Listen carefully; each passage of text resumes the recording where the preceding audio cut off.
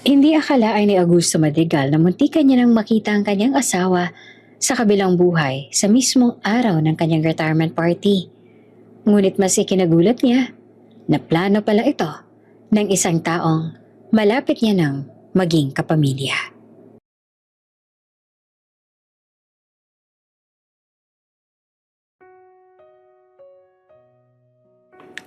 Hindi akalain ni Augusto Madrigal na muntikan niya nang makita ang kanyang asawa sa kabilang buhay sa mismong araw ng kanyang retirement party.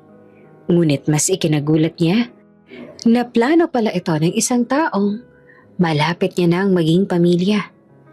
Sa gitna ng nagagandahang gayak, nakaupo si Augusto sa presidential table. Bumubuhos ang pagbati sa matanda dahil pinagdiriwang nila ang kanyang pagre-retiro. Si Augusto Madrigal ay ang present CEO ng Taller Uno Corporation, isang automotive company na nag-umpisa sa kanilang munting garahe noong araw.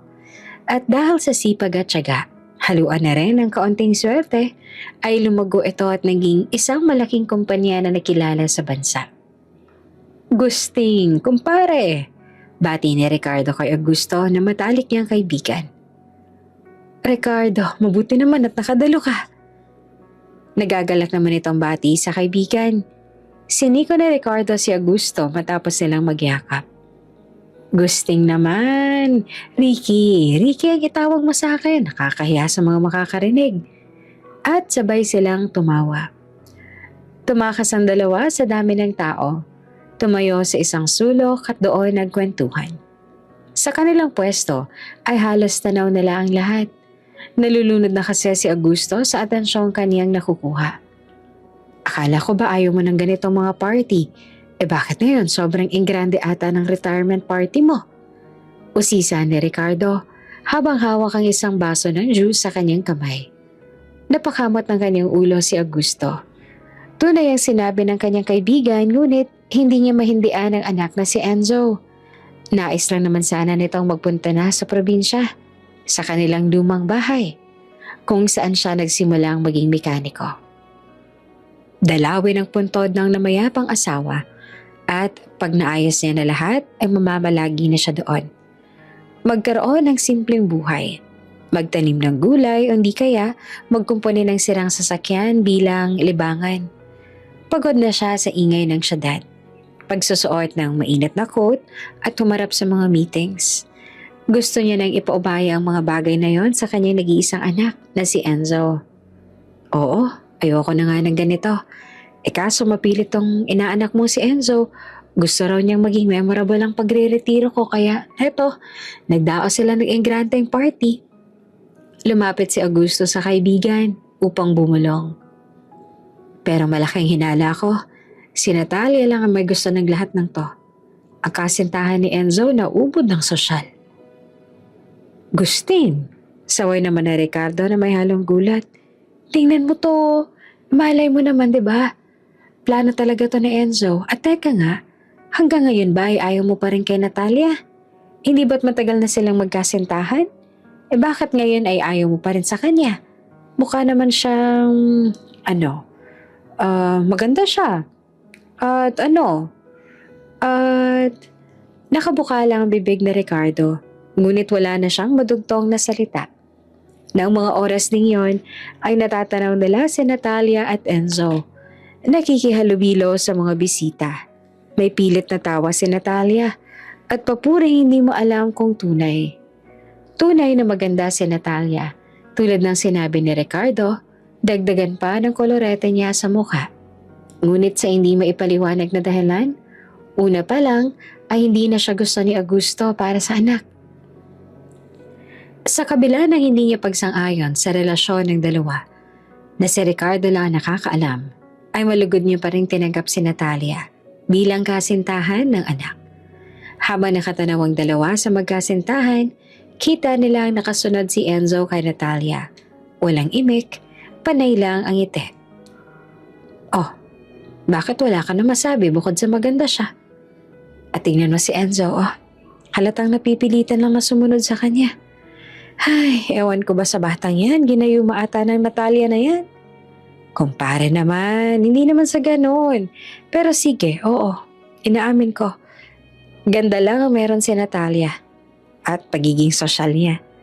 Kaso may magagawa ka ba? Kaya mo bang hadlangan ang pagmamahalan nila? Ngumisi si Augusto. Oo na, sige na. Alam ko namang hanggang salita lang naman ako tungkol sa bagay na to. Pero kung ako ang tatanungin, mas gusto ko pang maging manugang si Kira kaysa sa kanya. Si Kira Batumbakal, isa sa mga janitress ng kumpanya ni Augusto. Masipag at magalang, matalinong bata. May angking ganda na hindi pangkaraniwan. Kahit nakasuot ito ng uniformeng pang janitress, ay umaangat pa rin ang likas nitong ganda. Idagdag pa ang busilak nitong puso na mas nagbibigay sa kanya ng ganda.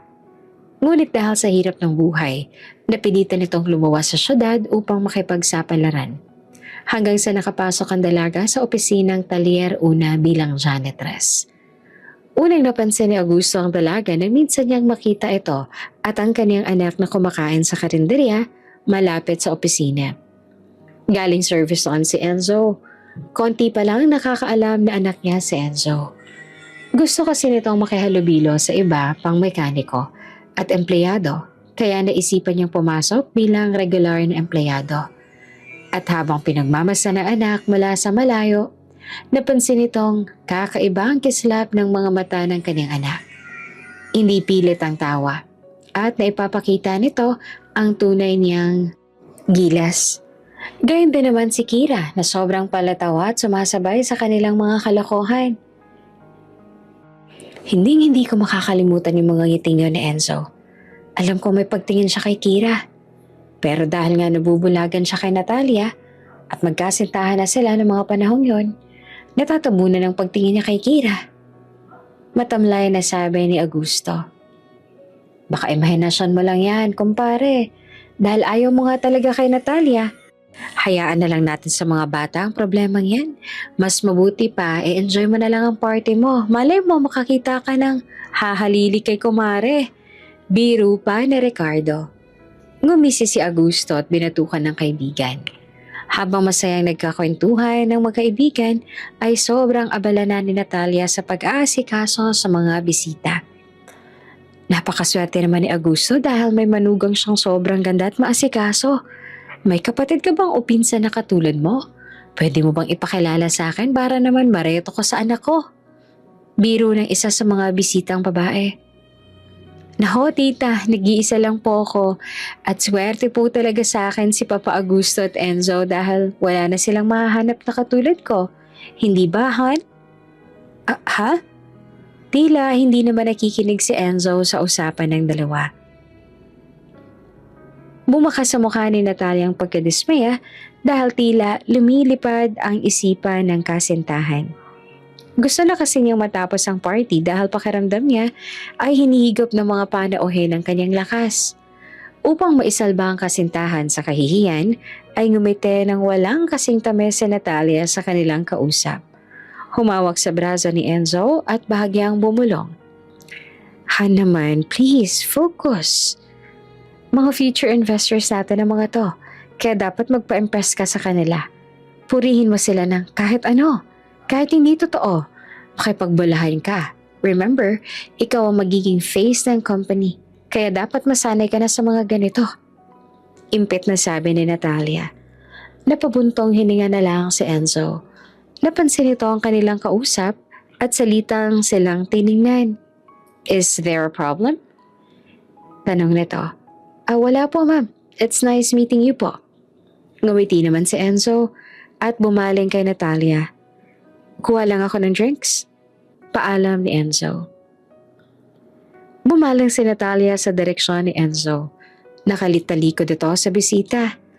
Napapikit na lang habang nakakuyumpis ang kanang kamao. Nanggigigil sa Ines dahil sa asta ni Enzo sa bisita. Ngunit kailangan niyang kumalma. Mahaba pa ang gabi. Nagkibit balikat na lang si Enzo at kumuha ng maiinom.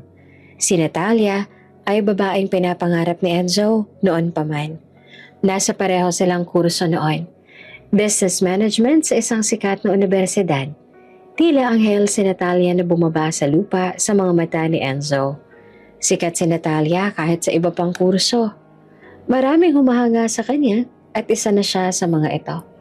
Kaya naman noong nagkaroon siya ng pagkakataong magpakilala kay Natalia at manligaw, ay ginawa niya ang lahat upang siya ay mapansin ito. Nagbunga naman ang panliligaw ni Enzo at naging magkasintahan sila ni Natalia. Subalit may mga nagsasabing ginagamit lang siya ni Natalia dahil sa kanyang yaman. Hindi niya ito pinakinggan dahil mas nananaig ang pagmamahal niya kay Natalia sa kabila ng kanilang kuro-kuro. Naging bulag si Enzo sa mga komentong yon. Siya ang buhay na pruweba na bulag ang pag-ibig. Dahil kahit mali, kahit hindi niya gusto, wag lang mawala si Natalia, ay pikit mata niyang gagawin ang lahat ng gusto nito. Nasa may cocktail section na noon si Enzo. Pinagmamasa ng makukulay na inumin. Nililibang ang sarili. Ayaw pa niyang bumalik sa kinaroroonan ni Natalia dahil paniguradong may kausap na naman itong mayamang negosyante na hindi niya kilala. Bumuga ng hangin sa kanyang bibig si Enzo, kaya naman ang buhok niya sa noo ay tumaas. Si Sir, naiinip na. Isang tinig ang kanyang narinig. Tinig ni Kira na kinukuha ang mga basong walang laman sa kanyang tabi. Masyado bang halata? Tumango si Kira. Hindi tumitingin ang dalawa sa mata ng isa't isa. Nakatingin sila sa mesa at magkatabi lang. Tila abala sa kanilang ginagawa habang sila'y magkausap. Mahaba pa po sir ang gabi. Mukhang kailangan niyo rin ng mahabang pagtitiis. Kawawa naman kayo sir. Asar pa ni Kira. Kahit na magkaiba ang estado ng buhay ng dalawa, kailanman ay hindi pinaramdam ni Enzo ang kanyang pagiging mayaman sa kanilang mga tauhan. Mas gusto nitong makihalubilo sa mga ito, kumain kasama sila, kahit tuyo at itlog na maalat lang ang ulam. Nakikipagtawanan at kwentuhan, at sa ganitong paraan, nakuha ng binata ang loob ng lahat. Nakuha nito ang respetong walang kapantay sa murang edad, kahit sa mas matanda pa sa kanyang iba sa kanila. At ito, ang isa sa ipinagmamalaki ni Augusto sa kanyang anak, ang pagiging mapagkumbaba. Kawawa talaga. Nga pala, tuloy ba kayo sa after party nyo? Saan kayo magsasalo-salo? Sa likod pa rin ba ng office? Sa may bakanting lote? Tanong ni Enzo na tila nasasabik sumama. Sa may bakanting lote po sir, susunod po ba kayo? Oo, kahit anong mangyari, susunod ako. Nako sir, baka mamaya takasan niyo na si Ma'am Natalia. Yari na naman kami sa kanya. Hindi yan, akong bahala. Ngiti-ngiting sabi ni Enzo sabay tingin sa dalaga. Basta hintayin mo ako ha, sabay tayong pumunta. Ha? Hihintayin pa kita sir? Lugi naman hata ako nun sir. Nagpa-party-party na sila tapos ako hinihintay ka pa. Paano kung hindi ka makatakas kay ma'am? Napatingin na rin si Kira kay Enzo. Tila nagulat sa hiling ng kanyang amo. Hindi yan, akong bahala. Wika ni Enzo habang nakatingin sa among mukha ni Kira. Sa hindi naman kalayuan, walang kamalay-malay ang dalawa na sina Enzo at Kira. Pinapanood pala sila ng magkumparing sina Augusto at Ricardo. Nakikita mo yan? Yan ang sinasabi ko sa'yo, Ricardo. Ganyang mga titig, ganyang mga tingin. Yung mga kislap ng mga mga ngiti, yan ang tunay na pag-ibig. Biglang sabi ni Augusto at nakuha pang ituro kay Ricardo ang dalawa. Oo na, Agusting. Nakikita ko na ang sinasabi mo. At hindi ako magsisinungaling ha. Sa tanda kong to, parang nakita kong sarili ko at ang asawa ko noong araw sa kanilang dalawa. Hay, pag-ibig nga naman.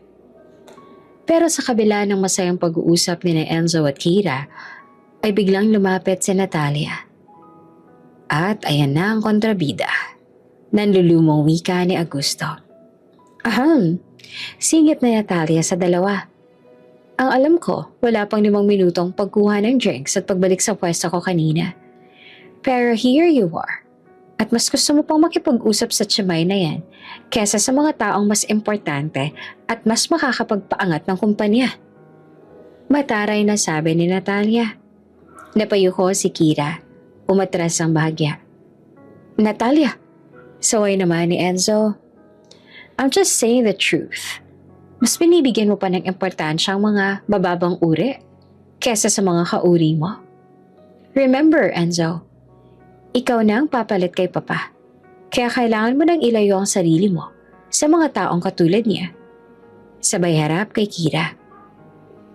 Natalia, ilang beses ko bang sasabihin sa'yo na kahit retired na si tatay, sa kanya pa rin ang kumpanya. Empleyado pa rin ako. Walang magbabago doon. Katwiran naman ni Enzo. Dito pa ba talaga natin pagtatalunan to? May I remind you that you're the only son of Augusto Madrigal, one of the richest business tycoons in the country, one of the billionaire personalities. Lahat ng to ay sa'yo. So please lang umayos ka para to sa future natin. Okay, fine. Halata sa tono ng boses ni Enzo na lubos lang siyang napipilitan. Ngunit dahil mahal niya si Natalia, ay tuluyan na siyang naging sunod-sunuran. Nakatitig lang noon si Kira sa dalawa. Hindi niya kasi alam kung paano gagalaw habang sila ay nasa gitna ng pagtatalo. Anong tinitingin-tingin mo dyan? Alis! Shoo! Utos si Natalia kay Kira at winasiwas pa nito ang kanyang kamay na para bang nagpapaalis ng aso. Parang robot na naglakad si Kira at lumayo sa dalawa. Natalia, ano ba? Pwede mo namang sabihin ng maayos si Kira, hindi yung parang alipin mo siya na pinapaalis. Sita ni Enzo. Enzo, alipin naman talaga natin siya, diba? Utusan, katulong, janitress. Hindi ba? Matuto kasi siyang lumugar. Masyado ka nang inaabuso ng babaeng yun. I'm just protecting you. Habang naglalakad palayo sa magkasintahan, hindi man lumuluhay na saktan si Kira. Alam niyang malayong agwat ng estado ng buhay nila. Ngunit, tao rin naman siya. Pati na rin ang iba pang empleyado ng kumpanya. Hindi niya lubos maisip kung paanong nagugustuhan ni Enzo ang isang tulad ni Natalia. Ngunit kahit anong isip niya, ay wala rin namang mangyayari dahil sila ang magkasintahan. Nakita ko, umeksena na naman si Madam Natalia sa pag-uusap niyo ni Sir. Wika ni Marites. Isa rin siyang janitress na katulad ni Kira. Ngumisi lang si Kira at inilapag sa mesa ang mga basong walang laman. Alam mo, marami pa tayong gagawin. At yun ang atupagan mo, okay? Tara na, bago pa tayo maispatan ni Madam. Alam mo namang mainit ang mata sa akin nun. Aya ni Kira. Bukod sa pagiging mata pobre, hindi alam ni Kira kung ano bang meron sa kanya at palagi na lang siyang pinag-iinitan ni Natalia. Dahil ba malapit sila ni Enzo? Ngunit kung tutuusin, patas at pantay lang naman ang trato ni Enzo sa kanilang lahat. Nagkataon lang na hindi nalalayo ang kanilang edad at maraming bagay silang pinagkakasunduan. Noon pa man ay dumidistansya na rin si Kira kay Enzo para lang din sa ikakatahimik ng lahat. Ngunit anong magagawa niya kung si Enzo mismo humiling na sana ay huwag siyang iwasan dahil si Kira ang tanging nagdurugtong sa kanya sa iba pang empleyado ng kumpanya. Hay Kira, ang isipin mo na lang hindi naman si Madam Natalia ang boss mo. Oo, kasintahan siya ni Sir Enzo, pero hanggat si Sir Augusto ang may-ari ng kumpanya, protektado kaming lahat. Uwi ka nito sa kanyang isipan. Ipinagpatuloy ni Kira ang pagtatrabaho. Sa kanyang pag-ikot, natanaw niya si Augusto at Ricardo. Masayang nagkakwentuhan. Sumilay ang ngiti sa kanilang labi. Dahil natutuwa siyang makita ang dalawang matanda na tumatawa sa isang sulok. Naisip na itong nagkukwentuhan ng dalawa tungkol sa kanilang kabataan tulad ng ginagawa ng ibang matatanda tuwing sila ay nagkikita. Nasa kanto siya noon ng mesa nang biglang nahulog ang tinidor sa kanyang tray. Kaya naman, dali-dali niya itong kinuha sa baba. Sa kanyang pagyuko ay siyang pagdating naman ni Natalia. Hindi kalayuan sa kanya. This is a perfect timing. Mahinang wika ni Natalia. Sabay bunot ng maliit na ziplock sa kanyang bulsa. Lumingaling niya ito. Kumuha ng isang basong juice. Tinaktak ang puting pulbos na laman ng ziplock sa baso. Ano yun? Wika ni Kira sa kanyang isipan. habang pinagmamasdan ang ginagawa ni Natalia mula sa kanyang pwesto. Nang naitaktak na ni Natalia ang laman ng Ziploc, ay dumampot ito ng kutsara at hinalo ang juice para matunaw ang pulbos na kanyang inilagay. Habang ginagawa niya ito, ay panay din ang ngiti niya sa mga taong dumaraan, sabay tinatakpan ng baso. Lahat ng ito ay nakita ni Kira. Sa hindi malaman na dahilan, ay kumabog ang kanyang dibdib. At nang nakaalis na si Natalia ay saka ito tumayo. Maingat niyang sinundan si Natalia habang nakamasid sa baso nitong hawak. Papa, bakit naman po kayo nandyan? This is your party. Dapat nakikahalubilo po kayo sa bisita. Ani ni Natalia. Napatingin si Ricardo sa kaibigan. Gusto niyang tumawa ngunit kanya itong pinigilan. Hindi naman sa pagiging makaluma ngunit sa kanilang edad, medyo nakakawalang respeto ang sinabi ni Natalia. Ang dating kasi ay para siya itong inuutusan. Natalia, pasensya na. Hindi kasi talaga ako sanay sa mga ganitong okasyon. Hayaan mo na lang dito kami ni Ricardo. Mahinahong sagot pa ni Augusto. Okay, Papa. Heto, dinalang kita ng juice. Baka nauuhaw ka na. Sabay abot ng juice. Agad naman ito ang kinuha ni Augusto. Sa totoo lang ay hindi naman siya nauuhaw. Ngunit ayaw naman niyang mapahiya si Natalia. Matapos magpasalamat, ay hinawakan lang nito ang baso. Hindi pa nun umaalis si Natalia. At pilit na gumagawa ng usapan nilang tatlo. Sana naman hindi tama tong kutob ko. Sana nag-overthink lang ako o nag-e-ilusyon. Pero kahit na ganun, kailangan ko makuha ang baso niyon sa ikakatahimik ng utak ko. Sambet ni Kira. Sa kanyang isip, habang nakatanaw ito sa tatlo. Abot langit ang dasal ni Kira na huwag dumampi ang labi ni Augusto sa baso. Sabay nag-iisip kung paanong makukuha ang atensyon ni Natalia. Minuto pa lang lumipas at hindi na nakatiis si Kira. Excuse me po, Madam Natalia, hanap po kayo ni Sir Enzo. Nasa may balcony po siya. Ani ni Kira. Bigla namang tumaas ang kilay ni Natalia. At talagang sa'yo pa niya ako pinahanap? Nagkatinginan sina Augusto at Ricardo. Naramdaman nila ang pagkaaburido ni Natalia. Hindi na sumagot si Kira. Gusto niyang sulyapan ng basong hawak ni Augusto, ngunit nangangamba itong makahalata si Natalia. Whatever. Ang inis sa mukha ay napalitan ng ngiti nang humarap ito kina Augusto. Please excuse me. Hinahanap na pala ako ng fiancé ko. Papa, please enjoy the party. We did this to make you happy. Sabay halik sa pisngi ni Augusto. Bago umalis ay inirapan pa nito si Kira. Natulala naman ang magkaibigan. At si Kira, titig na titig sa basong hawak ng kanyang amo. Kumpare, hindi ko alam na engaged na pala ang inaanak ko. Tanong ni Ricardo. Huwag kang mag-alala kumpare. Kahit ako nga ay nagulat. O baka imahinasyon niya lang yun. Birong sabi ni Augusto. Bigla tuloy akong nauuhaw sa sinabi ni Natalia. Nanlaki ang mga mata ni Kira. Kaya naman bigla niyang tinawag si Augusto upang pigilin. Sir. Bahagyang mahina. Upang hindi marinig na Natalia. Ngunit siniguro nitong marinig siya ni Augusto. Nahinto naman si Augusto sa pag-inom kung kaya't nakahinga ng maluwag si Kira. Bakit? Sir, gusto niyo po bang ikuha ko na lang kayo ng tubig? Mas nakakapatiduhaw po yun kaysa sa juice. Sige, mas maigi pa nga. Nakangiting sabi ni Augusto. Sige po sir. Kayo rin po Sir Ricky, gusto niyo rin po ba ng tubig? Alok ni Kira.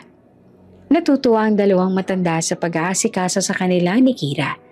Naiintindihan na ngayon ni Ricardo kung bakit gano'n na lang kagusto ni Augusto si Kira para sa kanyang anak. Matapos bigyan ng tubig ang dalawang matanda, ay agad na pumunta si Kira sa may dirty kitchen. Hawak ang baso ng juice ay inilapit niya yon sa kanyang ilong. May bahagya siyang naaamoy. Parang lupa at pamilyar ito sa kanya. Ngunit dahil sa matamis na amoy ng juice, hindi niya maiwasang magdalawang isip. Ganitong amoy yung ginagamit namin sa bukid noon. Pero hindi ako sigurado.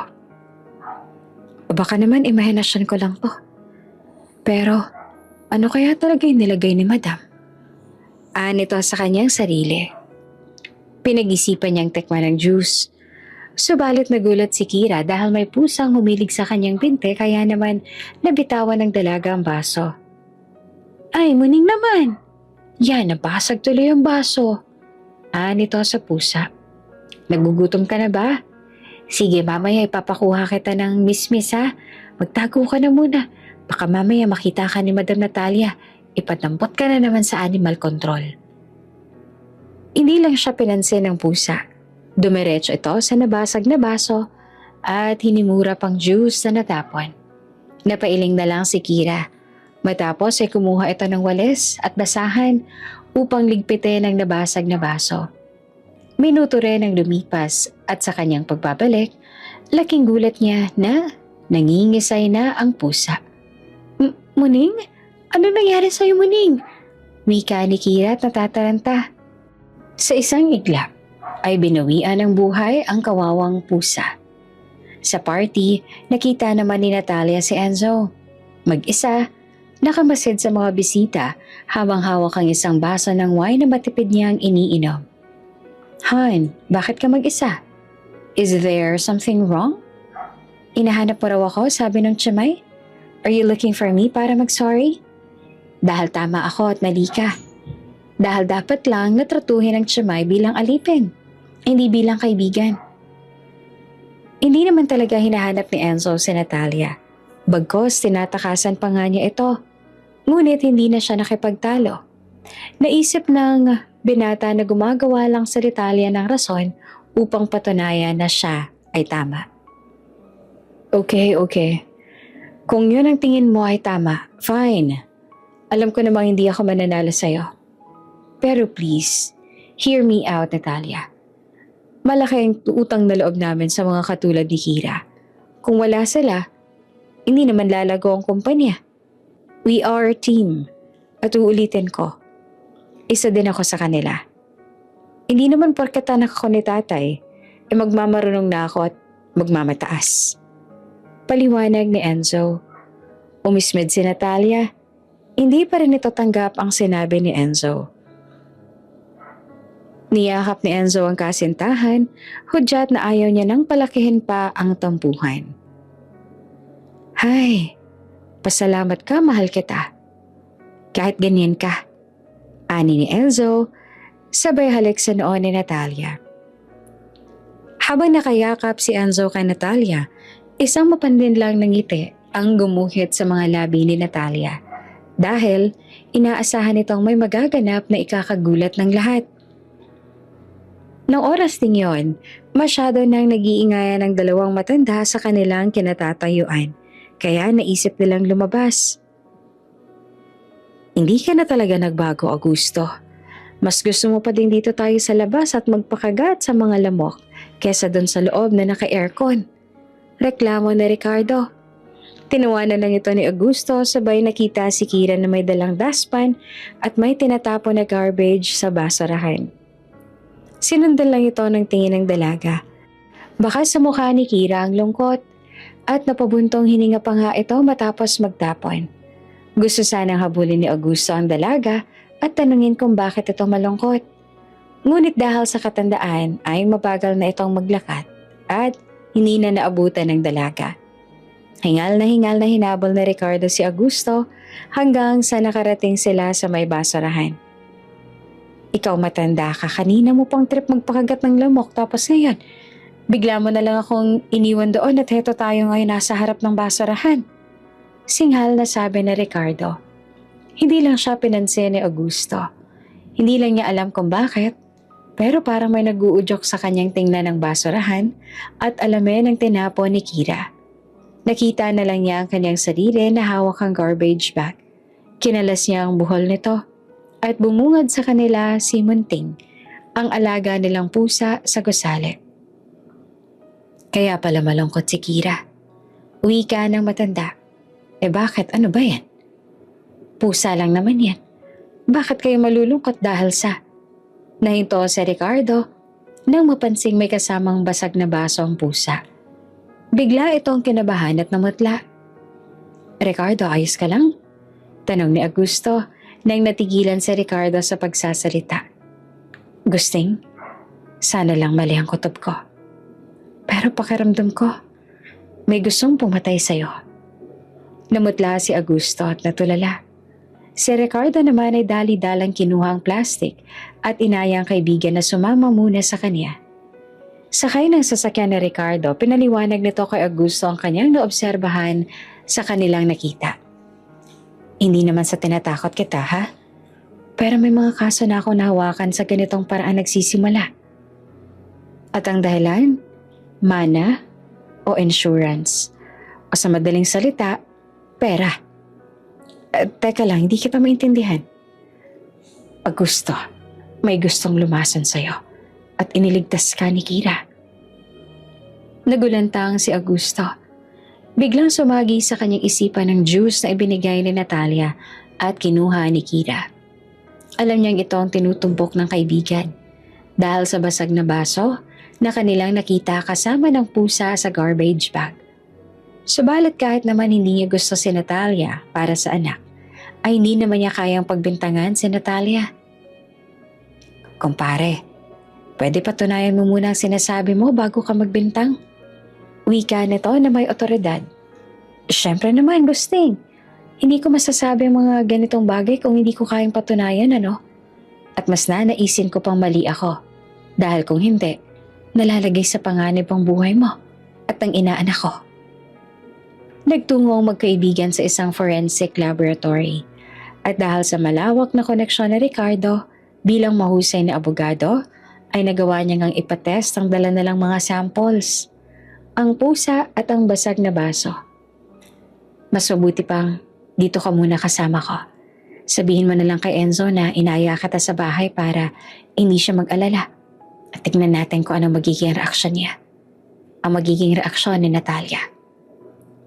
Nagpatuloy ang retirement party ni Augusto ng gabing iyon. Maraming naghanap sa matanda dahil nawala ito na parang bula. Nasaan ba si Papa? Tanong ni Natalia sa kasintahan. Ipahanap mo nga sa mga tsimay. Nauubusan na ako ng dahilan kung nasan siya. This is his party, dapat nandito siya at hindi nagtatago. Bumuntong hininga naman si Enzo. Nasa tabi-tabi lang yon. O di kaya tumakas na sila ni Ninong Ricky pumunta kung saan. Parang hindi mo naman kilala si tatay. At sa totoo lang, ayaw naman niya ng ganito eh. Ikaw lang naman itong mapilit. Wika ni Enzo na sa bandang dulo ay humina bigla. Anong sabi mo? Sabay taas kilay ni Natalia. Ang sabi ko, bigla na lang nag-vibrate ang phone ni Enzo sa kanyang bulsa. Kaya nahinto siya sa pagsasalita. Nang kanya itong tingnan, ay nakita niya ang mensahe ni Ricardo. See, I told you magkasama sila ni Ninong. Tinakasan na nila tong party. Hay, alam niyo kayong magtatay, pinapasakit niyo ang ulo ko. At nagmatchang umalis si Natalia. Kunwaring naiinis dahil umalis ang walang paalam si Augusto. Ngunit isa lang itong pagkukunwari. Lihim itong nakangiti. Galak na galak sa nangyari. Hoy, Kira, tulala ka dyan. Sita ni Marites sa kaibigan. Nasa banggerahan ng dalawa. Naguhugas ng gabundok na plato, kaldero at kung ano-ano pang hugasin. Bumuntong hininga lang si Kira at muling tumulala. Nakasawsaw lang kamay sa bumubulang lababo. Ano, ako lang maghuhugas sa mga plato. Pare-pareho tayo ng sahod. Baka naman Kira batong bakal. Singhal na sabi ni Marites. Oo na, ito na, maghuhugas na po. Usal ng dalaga nang marinig ang pagsinghal ng kaibigan. Halata sa mga kilos ni Kira ang pananamlay at panay ang buntong hininga nito. Hindi siya mapakali. Hindi niya lubos maisip na magagawa iyon ni Natalia kay Augusto. Anong klase ang taong kayang pumatay ng isang matanda? Napapansin ni Marites ang sunod-sunod na pagbuntong hininga ng dalaga. Kira, yung totoo. Bakit pa na yung buntong hininga mo at ang tamlay mo? May nangyari ba? Usisa ni Marites. Oo, may nangyari. Namatay si Muning kanina pagkatapos niyang dilaan yung juice na natapon sa sahig. Malamig na sabi ni Kira habang naghuhugas ng plato. Napahinto naman si Marites sa paghuhugas at mumaning sa kaibigan. Teka, anong sabi mo?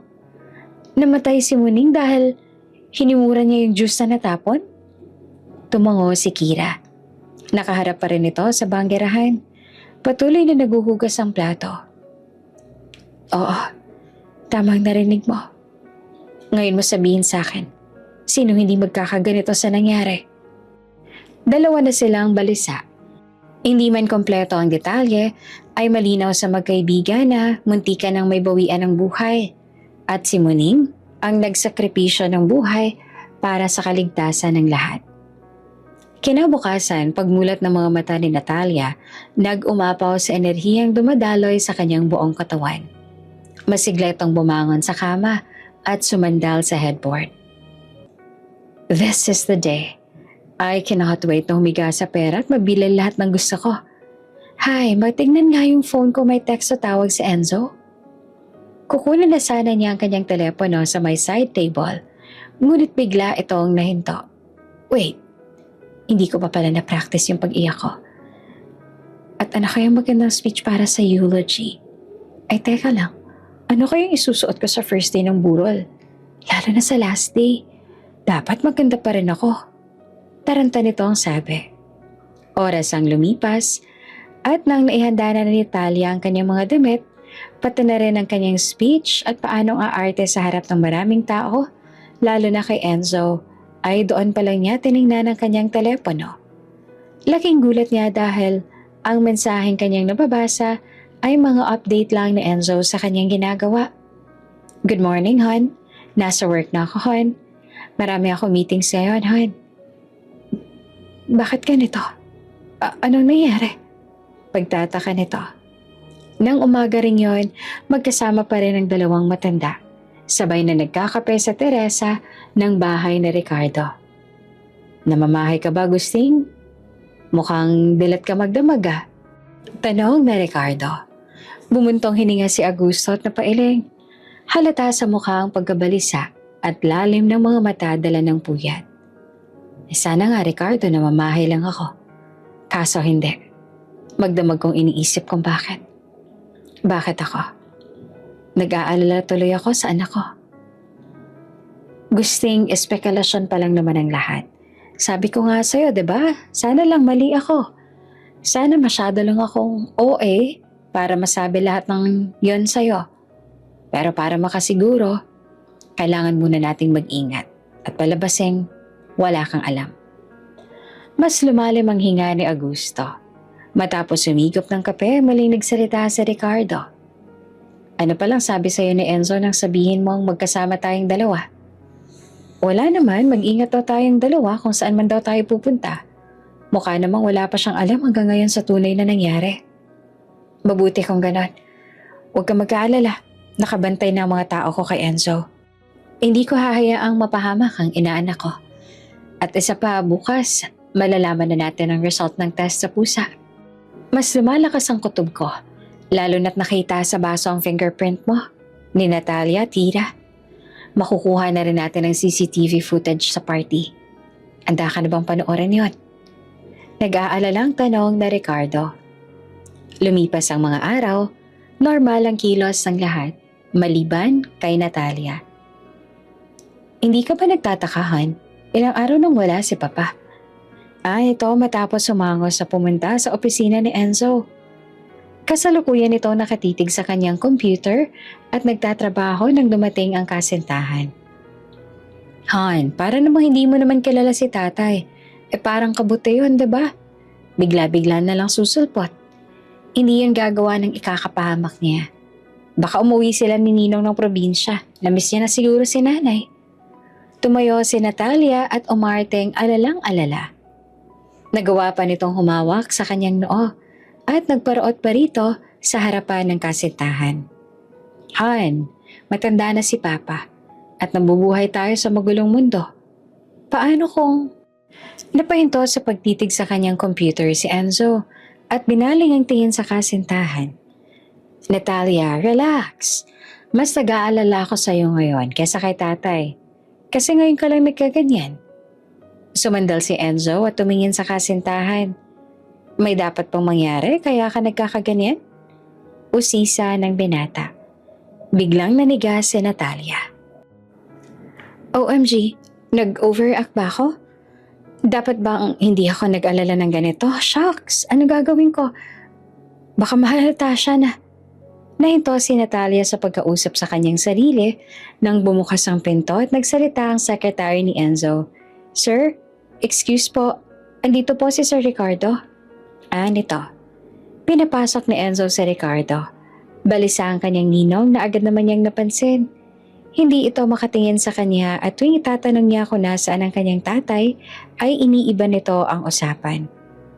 Ninong, nasan po si tatay? Ulit nitong tanong na may kalakasan ng boses. Hindi naman umimik si Ricardo at lumihis ng tingin kay Enzo. Nakaramdam si Enzo ng kaba na hindi niya maipaliwanag. If you may excuse me, Uncle Ricardo, bakit hindi niyo masabi sa amin kung nasan si Papa? May tinatago po ba kayo sa amin? Mapangahas itong sabi. Nanginginit ang tenga ng matanda, ngunit kinontrol nito ang kanyang sarili. Mas mabuti pang sumama na lang kayo sa akin. Nito na tahimik at tumayo at lumabas ang silid. Nang minutong yon na nablangko ang isipan ni Enzo. Hindi niya alam kung bakit. Parang may pumipiga sa kanyang baga. Tila sinuntok ang kanyang sikmura. Hindi ito na malaya na siya'y namumutla na at nakatitig na lang sa kawalan. Han? Han? Paulit-ulit na tawag ni Natalia. Doon lang bumalik sa ulirat si Enzo. Let's go. Gusto ko makita si tatay. Hinintay ni Ricardo ang dalawa hanggang sa makarating sila sa lobby ng gusali. Sumakay sa kanika nilang sasakyan at nakakonvoy ang sasakyan ni Enzo na sinakyan ni Ricardo. Oras din ang inabot nila sa daan hanggang sa nakarating sila sa lumang bahay ni Ricardo. May gayak itong mula sa labas hanggang sa loob, mga korona ng patay at mga puting ilaw. Ninong? Nanginginig ang tinig ni Enzo. Lalo itong nawala ng kulay at nakaramdam na rin ng hilo. Muli ay hindi sila inimik ni Ricardo at diretso lang ito sa loob. Naiwan sa harap ng gate ang magkasintahan. Hindi naman makahakbang si Enzo. Parang anumang sandali ay mawawalan siya ng malay. Han, I'm here. Just be strong. Wika ni Natalia at nakaalalay pa rin sa kasintahan. Papasok na dapat si Enzo nang isang tinig ang kanyang narinig. Sa loob ng isang kwarto, nakabihis ang magandang bestida si Kira. Nakaupo sa kama kasama niya si Marites. Nakatayo naman ito at pinagmamasan kung gaanong kaganda ang kaniyang kaibigan. Pero pakiramdam ko, malaking gulo tong papasukin ko. At bakit naman si dinami-dami ng babae, bakit ako? Tanong ni Kira sa kaibigan. Huminga ito ng malalim at tumabi sa kaibigan. Kasi ikaw ang tamang babae para sa kanya. At alam nating dalawa na pangarap mo rin to. Hindi nga lang natin akalain na magkakatotoo. Nakatulala si Natalia. Katabi nito si Enzo. At nasa harap niya ang dalawang matanda. Sina Augusto at Ricardo. Ang kaninang kaba ay bigla nang naglaho sa puso ni Enzo. Ang bahay pala na kanilang tinigilan kanina ay hindi kay Ricardo. At nang nakaburol sa bahay na yon ay kakilala ng dalawang matanda. Bakit ba ay pang matandang to? Anong nangyari? Teka, baka peke yung laso na nabili ko. Pero hindi. Alam kong legit yan. Pero paano? Naghuhumiyaw ang isipan ni Natalia sa kakaisip kung bakit buhay pa si Augusto. Hindi na rito maintindihan ang pinag-uusapan ng tatlo. Nagbiglang buksan ni Augusto ang usapan tungkol sa kanyang last will and testament. Agad namang umalma si Enzo. Tay, ayoko po ng ganyang usapan. Enzo anak, maikli lang ang buhay. At mas gusto kong ibigay sa iyo ang lahat-lahat ng meron ako bago ako mawala sa mundo. Total naman, hindi ko naman masasama ang pera at yaman ko sa kabilang buhay. Sabay siko at tawa nito sa katabing si Ricardo. Pero tay, Mhm. Tikim na Ricardo. Actually, nakaayos ng lahat. Nais ko lang ipaalam sa'yo na sa oras na maikasal ka, kahit hindi pa namayapa ang iyong tatay, ay makukuha mo na ang lahat ng ari-arian niya. Ikaw na ang magiging may-ari ng Talyer Uno. 10 pa ng lahat ng yaman ni Augusto. Ikaw at ang iyong mapapangasawa. Nanlaki ang mga mata ni Natalia. Naisip nitong, ayos lang pala kahit hindi niya nagawang patayin si Augusto. Sa huli, ay kakampi pa rin niya ang tadhana at mapapasa kanya pa rin ang lahat ng pera ng mag-ama. I'll call my friend. Isa siya sa best wedding coordinator. Kaya niya iayos ang kasal namin ni Enzo in weeks. Hindi na nito napigilan ng kasabikan. Ngumisi naman si Augusto. Hindi sa'yo, Iha. Kung hindi sa kanya. At lumabas si Kira sa silid na nasa kanilang likuran. Kira? Gulat na sabi ni Enzo. The janitress will be the first lady of my son. Anunsyo ni Augusto. May malaking ngiti sa mukha nito at halatang punong-puno ng galak. Kabaliktaran naman ito ng itsura ni Natalia na tila pinagbagsakan ng langit at lupa. But, Papa, ano ko? Paano ko? This cannot be. Wait, may ginawa ba sa'yo ang janitress na yan kaya ka nagsasabi ng ganyan? Tell me. Napatayo pa si Natalia sa upuan at dinuro-duro si Kira. Natalia, anong karapatan mong pagsalitaan ng ganyan ng daughter-in-law ko? Sigaw ni Augusto sabay tayo na ikinagulat ng lahat. Napakurap ng ilang beses si Natalia. Hindi siya makapaniwala sa kanyang nasaksihan. Gayun din naman si Enzo, na gulong-gulo na sa mga nangyayari. Gusting, maupo ka nga. Hinatak naman ni Ricardo ang kaibigan. Kira, Marites, maupo na rin kayo. Utos pa nito. Sumunod naman ang dalawa. Halata ang tensyon sa paligid. Malalim na ang paghinga ni Kira dahil sa kaba. Matalim ang tingin sa kanya ni Natalia. Nabalot ng katahimikan ng paligid ng ilang sandali. At nang medyo humupa na ang tensyon, ay nagsalita na sa Ricardo. Nandito ako hindi bilang ninong at kumpare. Nandito ako bilang abogado. Upang ipaliwanag ang magiging last will ni Augusto Madrigal. Panimula ni Ricardo.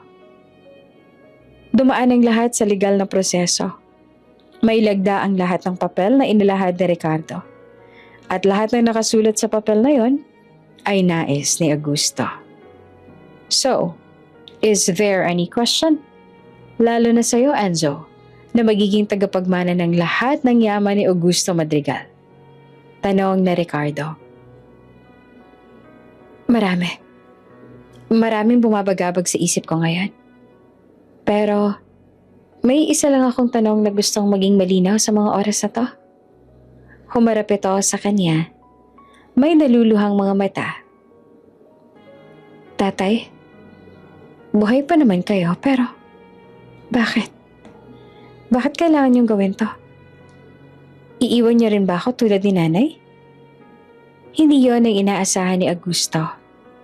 Mahal na mahal niya ang kanyang uniko iho. Ngunit kailangan niyang itagaw ang katotohanan para sa kapakanan ng anak. Enzo, anak, masalimuot ang mundong ginagalawan natin. Walang kasiguraduhan.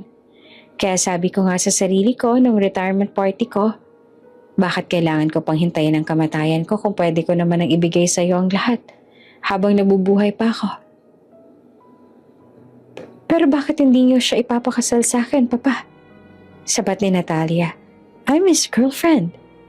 Napatingin ang lahat kay Natalia. Am I right? Bigla itong nahiya sa kanyang ginawa. Yun naman ang tama dahil kami naman ang magkasintahan, nagmamahalan. At hindi naman sila ng muchachang yan. Ricardo, palabasin mo na nga ang babaeng yan dito. Ayoko siya makita. Impet na sabi ni Augusto sa kaibigan. Okay. Your wish is my command. Tumayo na si Ricardo at inaya nang lumabas si Natalia. But why am I part of this family? And so ano, uupo ka na lang ba dyan? Hindi mo ba ako ipagtatanggol man lang? Sigaw ni Natalia. Nasa estado ng pagkagulat si Enzo. Mas nanaegang takot nitong mawala ang kanyang ama. Ngunit dahil sa iskandalong ginagawa ni Natalia, ay napilitan nitong unahin ang kasintahan. Ninong, pwede po bang sa ibang araw po natin ipagpatuloy yung usapang to? Tanong ni Enzo. Oo naman Enzo, anytime. Just call me kapag handa ka na. Umalis ang magkasintahan na may mabigat na loob si Natalia at magulong isipan si Enzo. Tahimik lamang si Enzo. Nilalamon ng takot dahil pakiramdam niya ay may tinatagong malubhang sakit ang ama. Natatakot na maging ulila. Wala naman siyang pakialam sa mana. Basta makasama pa niya ng matagal ang ama. Tila lumulutong na siya ng mga oras na yon. Ngunit iba nasa isip ni Natalia. Panay ang kanyang daing sa kasintahan. Mula paglabas hanggang sa sasakyan, ay panay ang reklamo nito dahil sa kasal na magaganap. I cannot believe this. Of all these years, hindi pa pala sapat kay Papa lahat ng ginagawa ko sa kanya? Mas pipiliin pa niya ang janitress na yun kesa sa akin? This cannot be. We have to do something. Dapat ako mapapangasawa mo para makuha ko ang Natalia, please stop. Sigaw ni Enzo. Nagulat naman si Natalia. Bigla siyang kinabahan. Hindi niya na napigilan ang kanyang bibig sa pagsasalita. Doon niya lang napagtanto na muntik niya nang masabi ang salitang yaman. I need your concern this time, Natalia. Please. Kahit ngayon lang.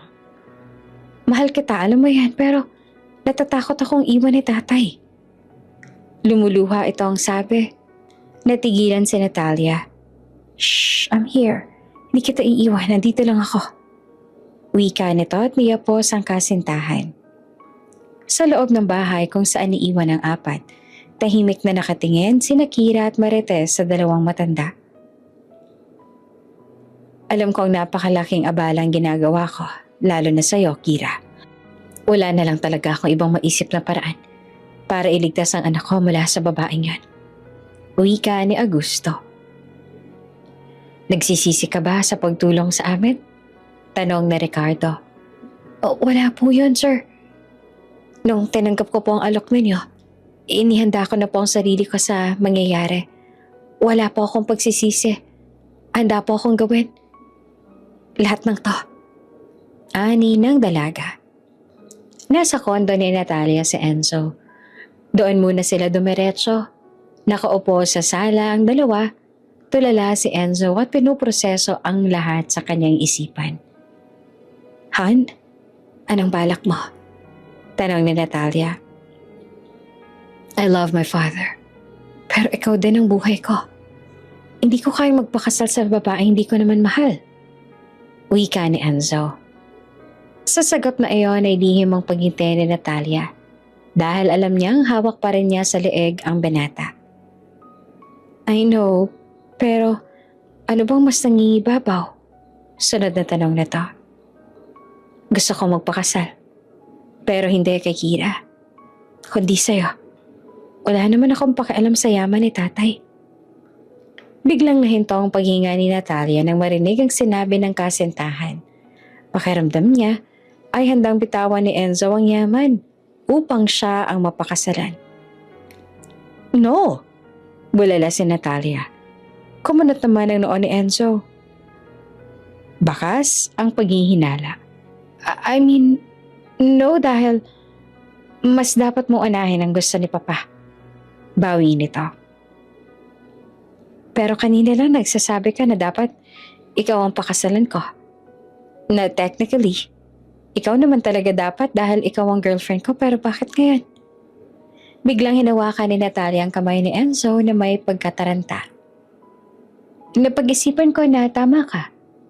This time, ikaw ang dapat kong unahin. I can't wait. Priority natin si Papa. Kung yun ang gusto niya. I have nothing to be against. Hindi naman niya sinabi maghiwalay tayo, hindi ba? Ang sabi lang naman niya ay ipakasal ka sa janitress na yon. Pero kahit nakasal ka na sa kanya, ako pa rin naman ang mahal mo, di ba? Yes, Han. Ikaw lang.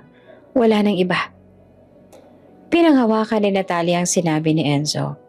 Para kay Enzo, ito na ang pinakamalaking sakripisyo ni Natalia na gagawin nito para sa kanya. Kaya naman, pumayag na itong magpakasal kay Kira. Tila naging kontrabida si Kira sa buhay ng magkasintahan. Siya ang hadlang sa kanilang pagmamahalan. Ang hindi naman alam ni Enzo, si Kira ang lubos na nagmamahal sa kanya, higit sino man. Oops! May break muna. Gusto mo bang ma-shoutout dito sa channel ni Ate Jane? Mag-comment lang ng lesson you learned from the latest story uploaded. Dahil pipili kami ng isang best comment of the day para i-shoutout sa susunod na upload. Kaya huwag kalimutang mag-iwan ng lesson you learned after you watch this video. Maraming salamat! Shoutout nga pala kina Bella Miranda from Caloocan City North, Christine Olsen from Sweden, at Fathma Mansul from Kuwait City. Sa ating mga taga-subaybay, paki-comment naman po sa baba kung taga saan kayo para alam ko kung hanggang saan lumaabot ang mga kwento ni Ate Jane at para ma-shoutout ko rin kayo sa mga susunod pa nating mga kwento. Maraming salamat sa pakikinig.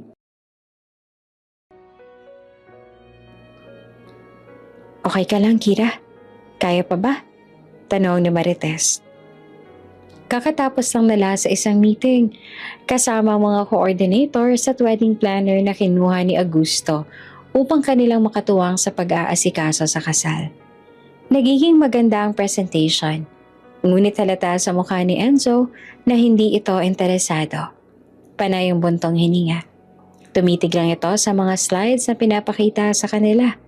At sa huli, sasabihin na si Kira na ang bahala dahil kasal naman niya ito. Hindi na kilala ni Kira si Enzo. Tuluyan ang nasira ang kanilang pagkakaibigan. Oo naman, ayos lang ako. Medyo masakit lang yung mga salitang matanggap ko mula kay Enzo.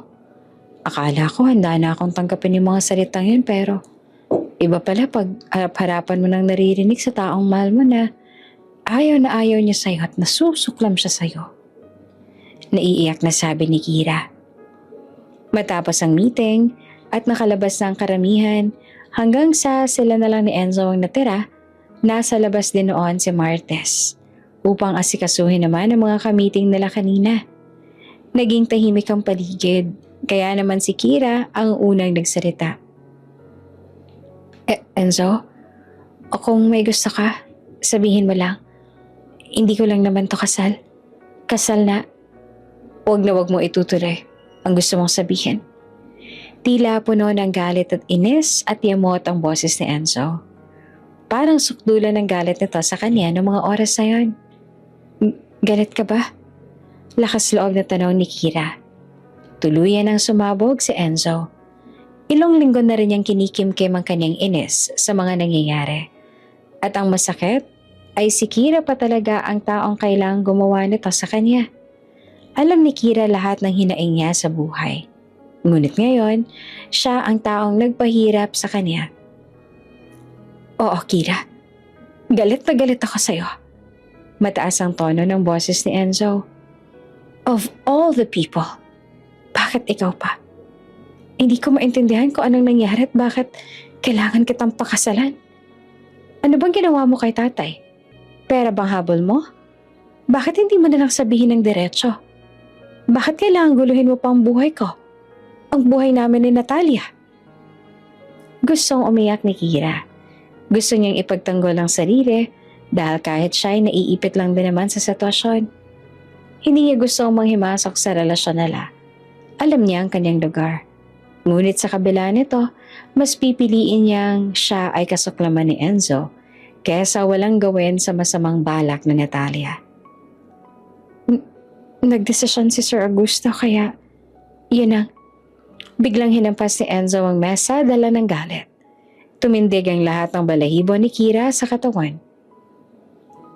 Sana nga totoo yung sinasabi mo. Sana lang sumusunod ka talaga kay tatay. Dahil sa oras na malaman ko na may kinalaman ka dito at pera lang ang habol mo, Hihimas ka ng rehas. Wala akong kaibigan na traidor. Pinagkatiwalaan kita, Kira. Akala ko ba kaibigan kita? Hindi pala. Tila tinuldo ka na talaga ang kanilang pagkakaibigan. Sinampal si Kira ng katotohanan. Nakaaway na rin ang tingin sa kanya ng dating matalik na kaibigan, ng lalaking kaniyang mahal. Paglabas ang pinto ni Enzo, sabay hampas ito doon. Tumulo ang kanyang mga luha hanggang sa umagos na ito ng tuluyan. Humagulgol sa labis sa sakit na nararamdaman. Kanina pa niyang pinipigilan na pumatak ang mga ito dahil ayaw niyang magpakita ng kahinaan. Ayaw niyang magpaawa. Ayaw niya nang makita ni Enzo na siya'y nasasaktan. Dahil ayaw din ni Enzo na may nakikitang umiiyak, lalo na't kung babae. Ngunit ng mga oras na yon ay hindi niya na mapigilan ng sakit na nararamdaman. Habang nagkukwento kay Marites ay panay ang pahid ng luha ni Kira sa kanyang mga mata. Gusto niyang magpakatatag, ngunit paano? Hay, isipin mo na lang, pag nalaman ni Sir ang totoo, matatauhan din siya. Wala tayong magagawa.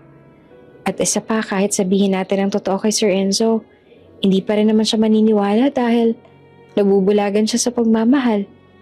Parang ikaw, 'di ba? Pwede ka namang tumanggi. Pero dahil nga mahal mo si Sir Enzo, ayan, heto ka ngayon. Umiiyak, nasasaktan. Sabi pa ni Marites,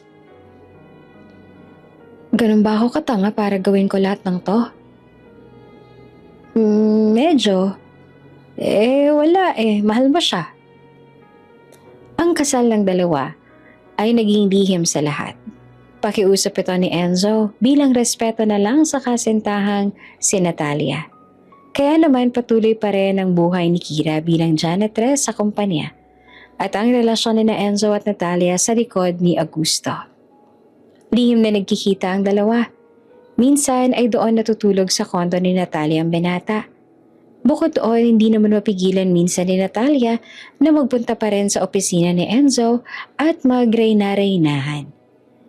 Naging mailap ang dalawa sa isa't isa. Napansin naman ito ng mga kasamahan ni Kira. Kung dati ay laging hinahanap ni Enzo si Kira, ngayon ay namumutawi ng ines sa mukha ng binata tuwing maririnig ang pangalan ng dalaga. Isang umaga, hindi naging maganda ang gising ni Enzo dahil nagkaroon sila ng pagtatalo ni Natalia. Nagpumilit kasi si Natalia ang puntahan niya ito sa kondo na hindi naman niya magawa dahil sa dami ng trabaho. Ngunit hindi iyon maintindihan ng dalaga. Bagos, kung ano-ano pang sumbat ang sinabi sa kanya. Pagod na noon si Enzo. Gusto niya ng taong iintindi sa kanya. Hindi lang naman trabaho ang kanyang ginagawa. Kailangan niyang pagsabayan ng pag-aasikaso sa kasal at balansehin din ang oras niya kay Natalia na lihim niyang ginagawa. Tila nauubos na si Enzo ng mga oras na yon. Wala siyang ibang mapagsabihan. Dahil ang dati niyang hingahan ng sama ng loob ay si Kira, ngayon ay tinuturing niya ng traidor na kaibigan. Sir, magandang umaga po. Maglilinis lang po ako ng office ninyo. Paalam ni Kira kay Enzo. Dati abot ay nga ngiti ng bubungad kay Kira mula kay Enzo tuwing lilinisin niya ang opisina nito. At habang siya ay naglilinis ay nagkukwentuhan sila ng kung ano-ano. Ngunit ngayon, nakakabingi ang katahimikan. Tanging ugong ng aircon at tipa ni Enzo sa keyboard ang umalingaw-ngaw. Ingat na ingat si Kira sa kanyang pagkilos. Dahil pakiramdam niya anumang sandali ay pupunahin ni Enzo ang lahat ng kanyang gagawin. Habang naglilinis si Kira, lihim niyang sinusulyapan ng binata. Papatagong pinagmamasan ang maamo nitong mukha na tila nababalot ng problema. Halata ang puyat sa kanyang mga mata. Nag-alala tuloy si Kira dahil kilala niya si Enzo. Sa ganitong sitwasyon ay nais nito ng kausap. Paghihingahan ng sama ng loob o hindi kaya tagapakinig ng kanyang kwento. Ngunit paano niya yung gagampanan kung may gahiganteng pader ng namamagitan sa kanilang dalawa? Hanggang sa matapos siyang maglinis at nagpaalam na sa binata. Sir, tapos na po ako maglinis. Alis na po ako. Pitpit ang kanyang mga gamit sa panglinis ay pumunta na si Kira sa may pinto. Palabas ito ng pinto, ngunit ni isang saryap ay hindi ginawa ni Enzo. Tutok pa rin ito sa kanyang computer at abala sa pagtatrabaho. Nanlumo si Kira. Hindi niya matiis na hindi mag-alala sa binata. Muli itong humarap kay Enzo at lakas loob na nagsalita. Sir, alam ko pong nagngingit-ngit po kayo sa galit sa akin pero huwag niyo naman po sanang pabayaan ang sarili ninyo. Kung ano man po ang pinagdaraanan niyo, alam ko po na malalagpasan niyo rin po ito.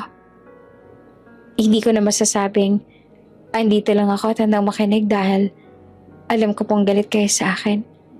Pero hiling ko lang po sana na makahanap kayo ng taong pwedeng pagkwentuhan niyo ng dinadala ninyo. Alam nating dalawa na yun ang pinakakailangan niyo sa oras na to. Sige po sir, alis na po ako. At maniwala po kayo sa hindi. Sorry po sa lahat. Sabay labas ang pinto. Napatunghay si Enzo. Nagulat sa mga sinabi ni Kira. Hindi man ito nakita ang itsura ng dalaga. Alam nitong humuhugot si Kira ng isang katutak na lakas ng loob upang sabihin ang lahat ng iyon sa kanya. Huminto si Enzo sa kanyang ginagawa. Sumandal sa kanyang silya at initsa ang papel na nasa harapan. Enzo, ano bang nangyayari sa'yo? Wika nito sa kanyang sarili na maghalong yamot at paggalito. Napahawak si Enzo sa kanyang sentido. Hindi ito sumasakit ngunit habang hawak niya ito ay nagugunita niya ang masasayang alaala ni Kira. Hindi man ito bilang magkasintahan ngunit bilang matalik na magkaibigan. Sir, alam niyo naman pala na spoiled brat ang jowa niyo. Nagre-reklamo ka pa. Totoo naman po kasi sir ang sinabi ni Ma'am Natalia. Nawawala na kayo ng oras sa kanya pero dapat maintindihan niya rin na may trabaho po kayo. Ewan ko ba naman po kasi sa inyo. Sa dinami-dami ng babae sa mundo, ganyang ugali pang nagustuhan ninyo. Mahal mo po ba sir? Kung mahal niyo, hindi magtiis kayo. Anong gagawin po natin kahit anong litanya ko po sa inyo habang naglilinis ang office niyo? Hindi niyo naman po ako pakikinggan. Tama po ba? Ito ang mga payo ni Kira. Mapanakit, ngunit totoo. Mga payo na kahit paulit-ulit niyang pakinggan kay Kira, ay hindi siya nagsasawa. Ang atensyon nitong binibigay sa kanya na hindi niya alam kung bakit gumagaan ang kanyang pakiramdam, ngunit ngayon ay biglang naglaho ang lahat. O siya lang ang naglagay ng harang sa kanilang dalawa. Nang nakalabas na ng opisina si Kira, humahangos ito papuntang banyo upang doon magpahimasmas at pagsisihan ang kanyang ginawa. Nang hindi nito mapansin na paparating pala si Natalia ay nagkabungguan sila. Ano ba? Pwede bang tingnan mo ang tinadaanan mo? At isa pa yung tumbler ko oh. Sigaw ni Natalia na may halong gigil. Bumagsak kasi ang kanyang mamahaling tumbler sa sahig. Hindi naman ito nasira, ngunit ang reaksyon ni Natalia ay sobra-sobra. Para bang ikamamatay niya ng pagbagsak ng kanyang tumbler. Nasa pasilyo sila noon at dahil sa iskandalong sigaw ni Natalia ay napatingin ang lahat sa kanilang kinaroroonan. Sorry po, hindi ko po sinasadya. Nakayukong sabi ni Kira. Tingnan mo kasi ang dinadaanan mo. Paano kung magkaroon ng dentong tumbler ko? Kaya mo ba tong palitan? Sita ni Natalia. Hindi mo ba alam na mas mahal pa to kaysa sa buhay mo? Pagtunghay ni Kira ay nakita nito si Natalia. Yakap-yakap ang mamahalin niyang tumbler. Napapikit na lang si Kira at abot langit ang panghingi ng tawad. Bakit ba sa lahat ng araw, ngayon pa sila nagkadaupang palad? Sorry po ma'am. Sorry po talaga. Hindi ko po kasi kayo. At natigil na sa pagsasalita si Kira dahil nakita na lang niya si Natalia na binubuhusan siya ng malamig na tubig galing sa tumbler na hawak nito. Nanindig ang balahibo ni sa katawan ni Kira ng oras na yon. Nakatitig din sa kanya ang lahat. Yan ang bagay sa'yo. Chimay ka. Wika sa kanya ni Natalia matapos ubusin ang laman ng tumbler. Nang nakaganti na ito ay lumakad na ito pasulong na parang walang nangyari. At Iniwan si Kira na nakatayo. Napapikit na lang noon si Kira. Gusto na lang na magpakain sa lupa. Kaya ko pa kayang tagalan to? Nalulumo nito ang sabi sa kanyang sarili. Nabalitaan ni Marites ang nangyari. Agad siyang pinuntahan ng kaibigan at sinamahan sa kanilang locker upang makapagpalit ng damit. Bakit naman hindi ka lumaban? Sana hinampas mo sa kanya. Yung pinagmamalaki niyang tumbler para malaman niya na magkaroon lang yun ng dent pag hinampas sa mukha niya. Ang OA niya sa part na yun nakakagigil. Kung ako lang nandun, baka, bahala na lang talaga kung masisante ako. Pero ihahampas ko talaga sa ratakada niyang ilong yung tumbler niya. Gigil na sabi ni Marites. Habang hinihintay si Kira na makapagpalit ng damit. Hayaan mo na yun, Marites. May kasalanan din naman ako dahil hindi ako tumitingin sa dinadaanan ko. At bukod doon, kasalanan ko din kung bakit hindi silang ikakasal ni Sir Enzo. Pala ko sa love story nila. Kaya may karapatan lang siyang magalit sa akin. Kira naman, alam naman natin kung bakit humantong ang lahat sa ganito. At alam nating dalawa na siya rin ang may kasalanan kung bakit tayo nasa sitwasyong to. Paalala pa ni Marites. Tunay naman ang sinabi ni Marites. Si Natalia rin naman ang punot dulo ng lahat ng to. Nakita sa CCTV footage ang anggulo kung saan nilagyan niya ng kung anong pulbos ang inumin na binigay niya kay Augusto ng gabing yon. Sinundan nila ang bawat CCTV camera na makikita. Ang kilos si Natalia at ang eksenang binigay niya ang baso kay Augusto. Matapos ay sinundan nila si Natalia hanggang puntahan nito si Enzo. Kasabay nito ay ang mga kamera na nakuhana ng anggulo ni Kira at nakita nila sa dirty kitchen ang pagkabasag ng baso hanggang sa hinimura nito ng pusa na si Muning at nangisay lang makalipas ang ilang minuto. Habang pinapanood yon ni Augusto at Ricardo ay nanlalamig silang dalawa sa takot. Hindi nila akalain na sa likod ng magandang mukha ni Natalia ay nagtatago ang puso niyang ahas na handang tuklawin si Augusto, makuha lang ang nais nito. Nung una hindi maintindihan ni Augusto ang motibo ni Natalia. Gayong kasintahan naman ito ng anak niya. Nakaligtaan nito ang usapang yaman at pera na siyang paunawa ni Ricardo.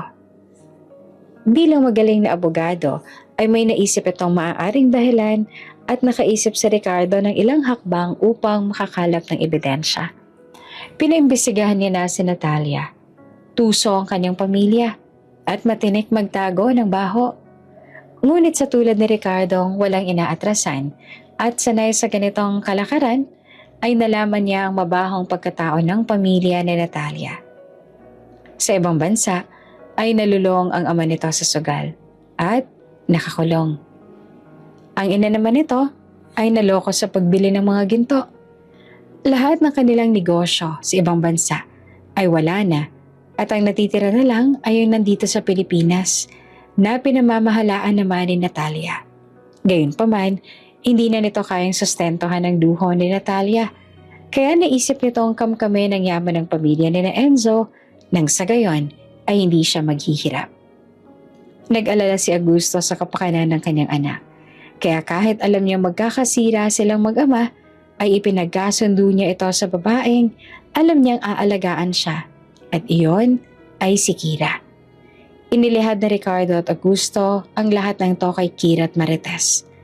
Natulala ng ilang minuto ang dalawa sa kanilang nalaman. Alam kong mahirap ang ipapagawa ko sa'yo.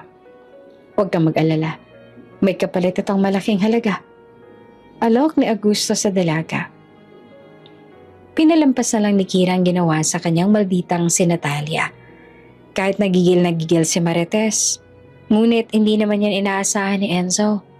Hahabulin niya dapat si Kira upang humingi ng tawad. Kilala niya rin si Kira. Hindi naman siya masamang tao. Nang marinig ni Enzo ang mga salitang binigkas ni Kira, ramdam niya ang pag-aalala nito bilang kaibigan. Napagtanto ni Enzo na nadadala lang ng sama ng loob at galit. Walang ipinakita ang masama si Kira sa kanya. Nagtiis ito sa kanyang mga magaspang na ugali. Palaging may ngiti sa mga labi kahit malapit nang bumagsak ang mga luha. Lahat ng yon ay nakikita ni Enzo, ngunit mas nangingibabaw ang kanyang galit. At bigla siyang natauhan nung naramdaman niyang kahit kasama niya si Natalia sa labang ito, ay tila mag-isa lang siya. May kung anong yamot ang naramdaman ni Enzo nang makita ang ginawa ni Natalia kay Kira. Hindi para kay Kira kung hindi para sa kasintahan. That muchacha? I am very pissed off. My gosh, yung tumbler ko. Limited edition pa naman to. Bulumod ni Natalia, nagigil habang naglalakad. Nasa isang tabi lang noon si Enzo. Sa katunayan, ay nalagpasan na siya ni Natalia dahil nakatuon ang atensyon nito sa tumbler. Nakuhang umiling ni Enzo sa sobrang pagkadismaya dahil sa hindi makataong ginawa ni Natalia. Agad nitong pinuntahan si Kira at nang nakarating siya sa pinto ng locker room, ay may naulinigan itong nag-uusap. Alam mo, kung ako yung nasa posisyon mo, para maging worth it lahat ng ginagawa ng magjowa sa'yo, tinanggap mo na yung pera. Sumbat ni Marites. Nagpantig ang tenga ni Enzo. Umakyat na naman ang dugo niya sa ulo. Ngunit sa pagkakataong to, ay mas pinili niya munang makinig pa sa usapan ng dalawa. Marites, aanin ko naman ang pera kung kakainin naman ako ng konsensya. At yun ang pagkakaiba namin ni Ma'am Natalia. Hindi ko naman kayang maatim na lokohin sina Sir Augusto. Lalo na si Sir Enzo. At saka huwag na nga natin tong pag-usapan. Hindi naman ako nasaktan kaya tara na. Bumalik na tayo sa trabaho.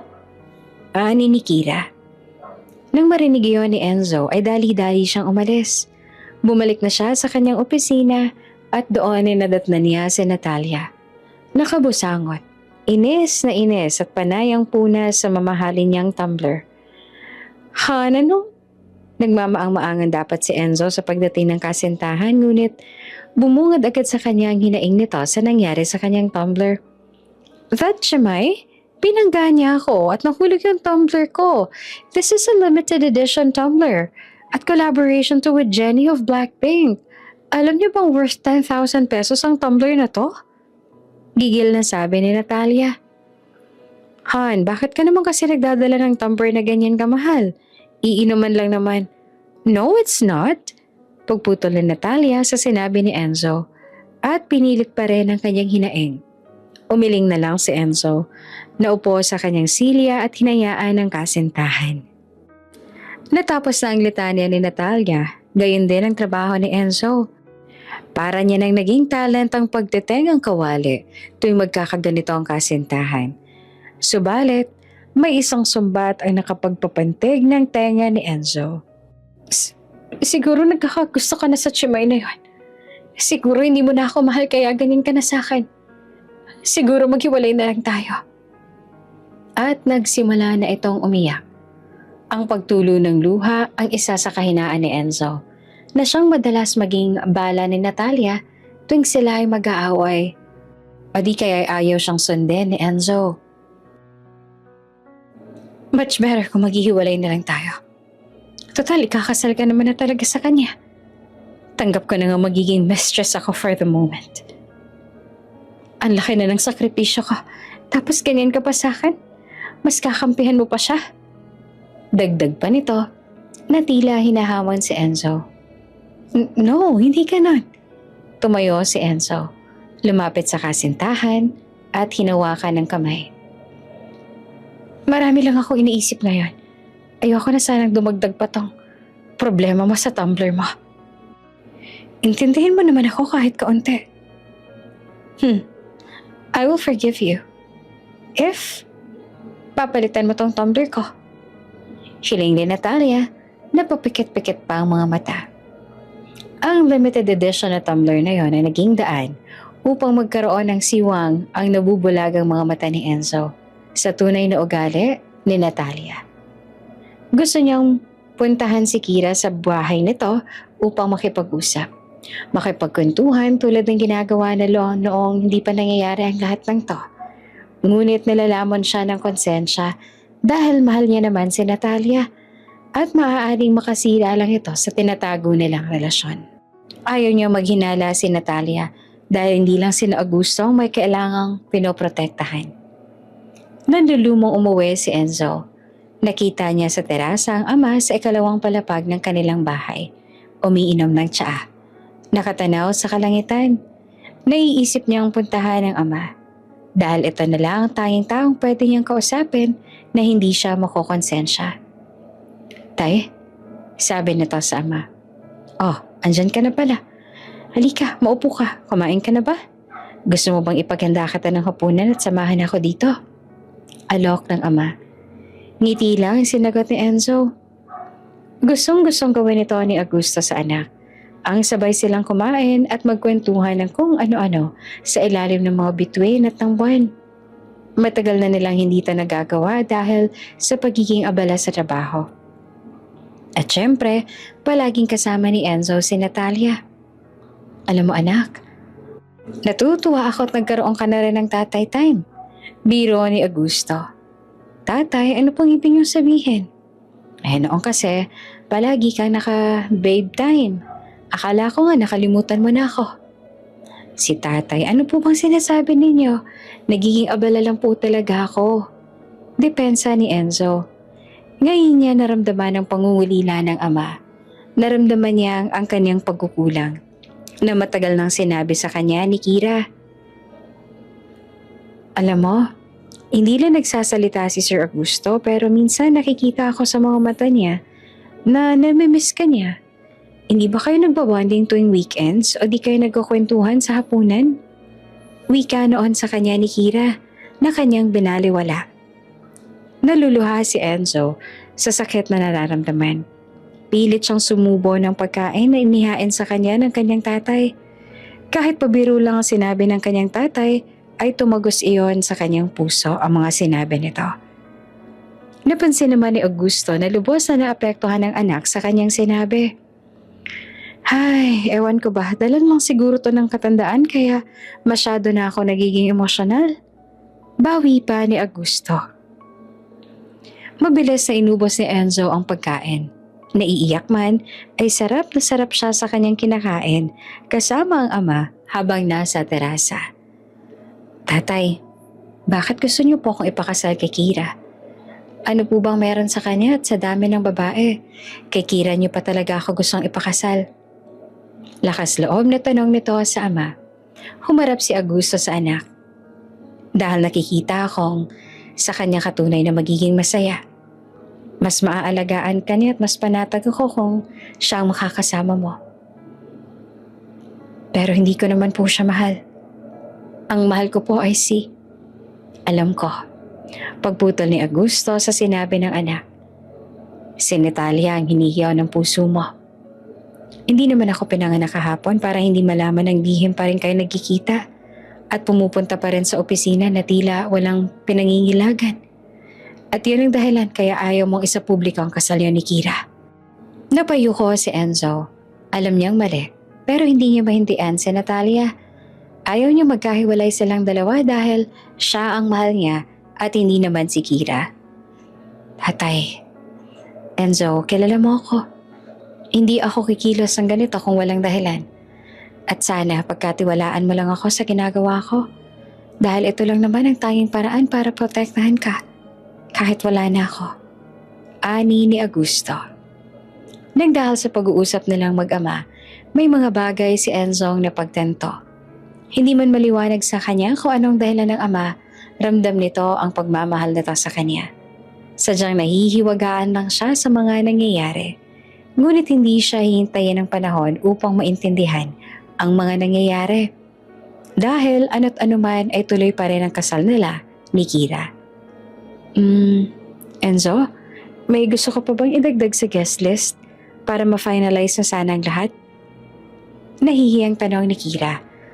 Bagamat nabubuksan na ang mga mata ni Enzo sa mga nangyayari, ay malamig pa rin ang pakikitungo nito sa dalaga. Ikaw, kasal mo naman yan. Tugon na lamang nito. Kaharap nila ang wedding coordinator, napayuko na lamang ito ng todo. Bumuntong hininga naman si Kira at pilit nang umiti upang hindi mailing ang wedding coordinator. Okay na to, wala na po kaming idadagdag. Nakangiting sabi naman ni Kira. Bumaling ito sa binata.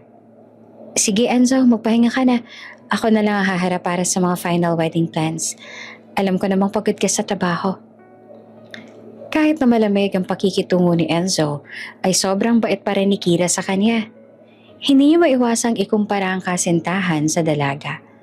Dahil hindi pa man din sila kinasal ni Natalia, ay puro na ito rant sa kanya. Siya ang laging nasusunod at siya lang ang laging tama. Kabaliktaran nito ni Kira na tahimik at handang makinig sa kanya. Naiintindihang pagod siya sa trabaho at walang reklamo doon. Sumasagi rin sa isipan ni Enzo na baka nagbabalat kayo lang si Kira. Ngunit kung ibabase niya ang lahat ng ito ayon sa pagkakakilala niya sa dalaga, ay tunay na ganito talaga ang ugali ni Kira. Maalaga at maunawain. Tulad nga ng sabi ng kanyang ama. Patayo na noon si Enzo nang may hinabol na sabihin si Kira. Nga pala, gumawa ko ng wedding plan natin. Nahihiyang sabi nito. Ilang page lang naman yan mula sa church hanggang sa reception para alam mo yung mga mangyayari. Huwag ka mag-aalala. Siniguro kong gusto mo lahat mula sa kulay at pagkain. Simple lang to at walang gaanong program. Kinuha lang ito ni Enzo at saka umalis. Naiwang mag-isa si Kira, bumuntong hininga at tumulo ang ilang luha. Ano ka ba, Kira? Hindi ka ba nagsasawang umiyak ng ganyan si Enzo? Nito sa kanyang sarili. Sa sasakyan, alam ni Enzo lumalambot na ang kanyang puso para sa dalagang si Kira. Nakokonsensya na rin siya sa trato niya sa dating kaibigan. Ngunit ito ang palagay niyang tama para maisalba ang relasyon nila ni Natalia. At mas mabantayan ito sa kanyang mga balak. Ayaw pang umalis si Enzo. Nakatitig lang ito sa papel na binigay sa kanya ni Kira. Naisipan niya itong buksan at tignan. Simple lang ang kasal. Sa lumang simbahan ito gaganapin ng karaniwang araw. Simbahan kung saan ginanap ang binyag ni Enzo nang siya ay sanggol pa. Kulay berde ang motif ng kasal, ang paboritong kulay ng binata. Mga lutong Pinoy ang pagkain sa reception. Mga paboritong pagkain ni Enzo na personal na tinikman ni Kira isa-isa. Kahit na si Kira ang palaging kasama ng wedding coordinator, ay puro paborito ni Enzo ang isinaalang-alang ng dalaga. Mas nilaman si Enzo ng kanyang konsensya. Hindi man niya aminin, sinasampal na siya ng tadhana kung sino nga ba ang tunay na babaeng pinapahalagahan siya. Nakita na lang ni Enzo ang sarili na papunta sa condo ni Natalia. Dalang wedding plan na ginawa ni Kira. Pinakita niya ito sa kasintahan at tinanong kung anong opinion niya dito. This is so cheap. Bungad nito na makita pa lang ang unang pahina ng papel. Wala bang ibang available na simbahan? Kung ako ang bride mo, sa Manila Cathedral tayo ikakasal. Tapos, green ang motif. Ew, pang tsimay talaga ang taste. Dapat gold or red. Yun yung mga kulay na pang mayaman, but green? Yuck! Masuka-suka nitong sabi. Hinayaan lang ni Enzo magsalita si Natalia. Paglipat nito sa sumunod na pahina, ay pinulaan nito ang mga dish na nakalista. Wala naman daw masarap sa mga Filipino food na ihahain sa kasal. At bukod doon, bakit kaunti lang daw ang bisita? Ayaw niya ng ganoong kasal. Gusto niya ay in grande at mapapabalita sa telebisyon kung gaanong kaganda at kalaki ang magagastos sa kanyang kasal. Hay, mabuti na lang at hindi natin magiging wedding to. At least, hindi to naka-public at oras na tayong ikakasal, walang issue dahil hindi naman kalat na nagkasal kayo ng tsimay na to. Don't worry, hon. Makuha mo lang yung... Biglang huminto si Natalia dahil nakita niyang kumunot ang noo ni Enzo. Masasabi na naman niya ang salitang yaman. I mean, mapagbigyan mo lang si Papa. And after ilang months, pwede ka na mag-file ng annulment. I'm sure, gugustuhin din yun ng tsimay na yun lalo na't pinapakita mo sa kanya na wala kang pakialam sa kanya. Madali na lang din lang yan ng babaeng yon. Ignorante at walang utak ang mga tulad niya. Pera lang ang katapat ng mga tulad niyang dukha. Nakatitig lang noon si Enzo sa kasintahan. At para kay Natalia, yon ang paraan ni Enzo. sa pagsang-ayon sa kanya. Umusbong ang hinala sa isipan ni Enzo. Tila may binabalak ito na kung ano. Bukod sa pananatili bilang kasintahan niya, sa kabila ng pagpapakasalan ni Kira, naglalaban ang kanyang puso at isipan tungkol kay Natalia. Alam ng isip niyang may mali sa kinikilos ni Natalia, ngunit sumasalungat ang sigaw ng kanyang puso.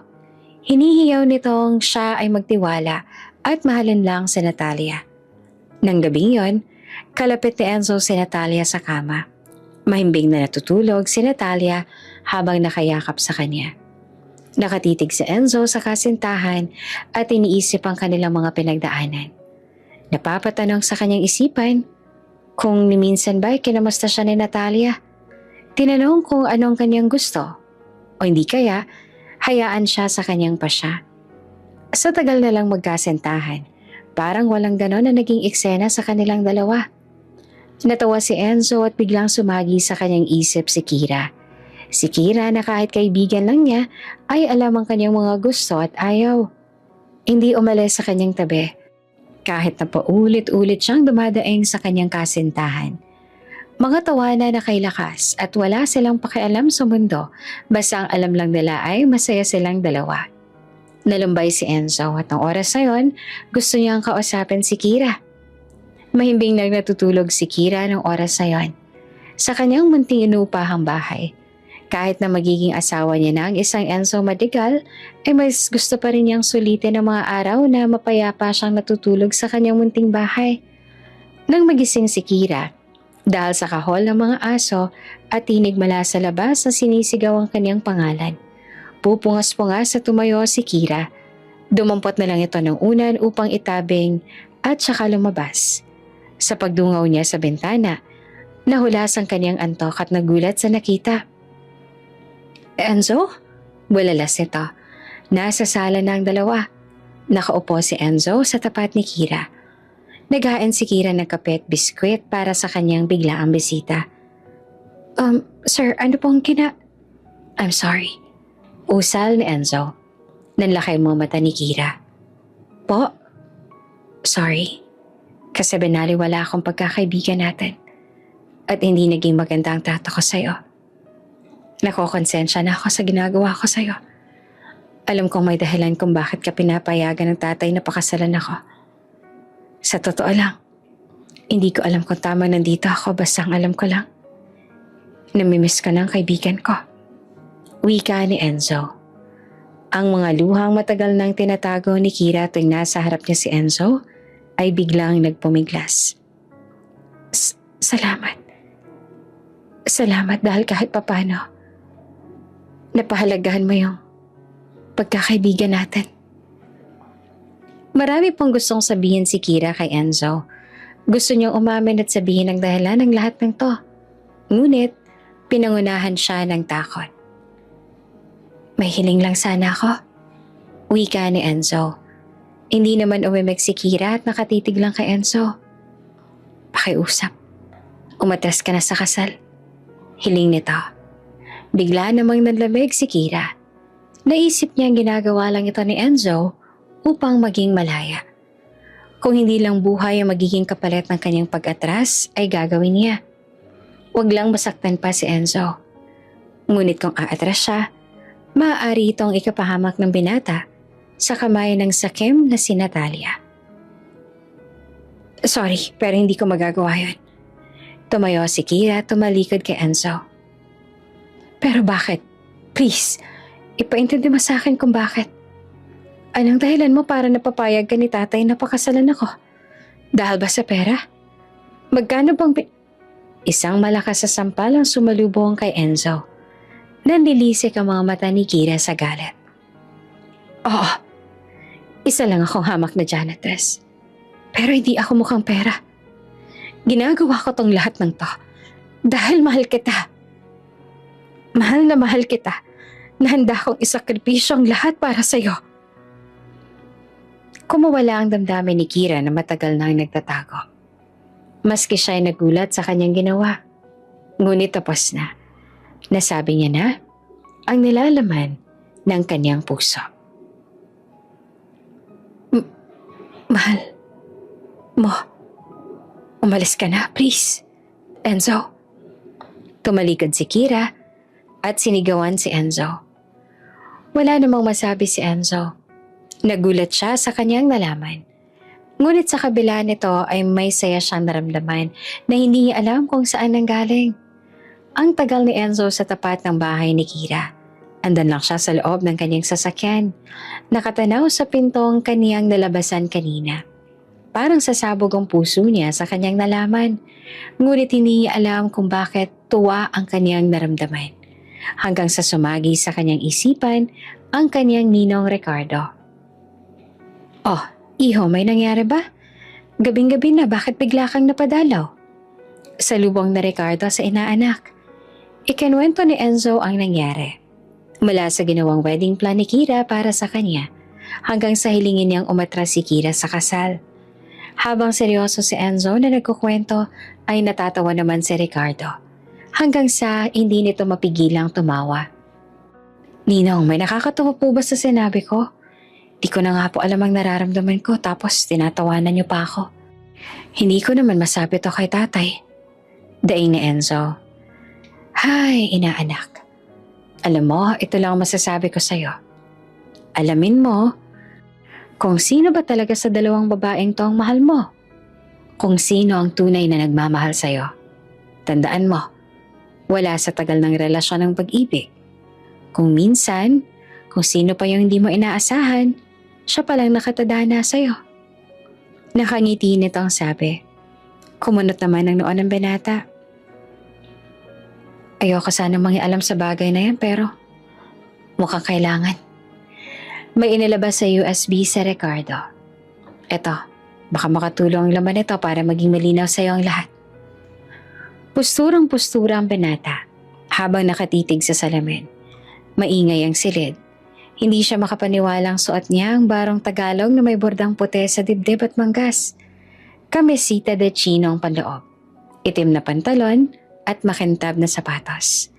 Lahat ng to ay hindi akalain ni Enzo na magiging maganda ang sukat sa kanya, lalo na at isang beses ay hindi niya ito sinukat habang ginagawa.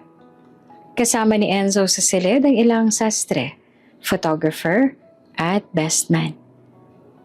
Sir, napakaswerte niyo po sa mapapangasawa ninyo. Wika ng sastre na tinulungan ni Enzo sa pag-aayos ng kanyang damit. Napaisip si Enzo kung anong tinutukoy ng sastre. Napakunot ito, ngunit hindi nagsalita. Abala pa rin ang sastre sa pagsipat sa barong na kanyang gawa at patuloy sa pagsasalita. Super metikulosa na Miss Kira. Kung hindi niyo po na itatanong, nakailang ulit na po kami ng tahe sa pantalon at barong dahil hindi niya nagugustuhan ng sukat. Ang tagal niyo na po siguro, ano? Kasi ultimo maliit na detalye tulad ng nangangati kayo sa etiketa ay alam niya. Wika ng madaldal na sastre. Isang maliit naman na ngiti ang gumuhit sa labi ng banata. Hindi nito akalain na natatandaan ito ni Kira.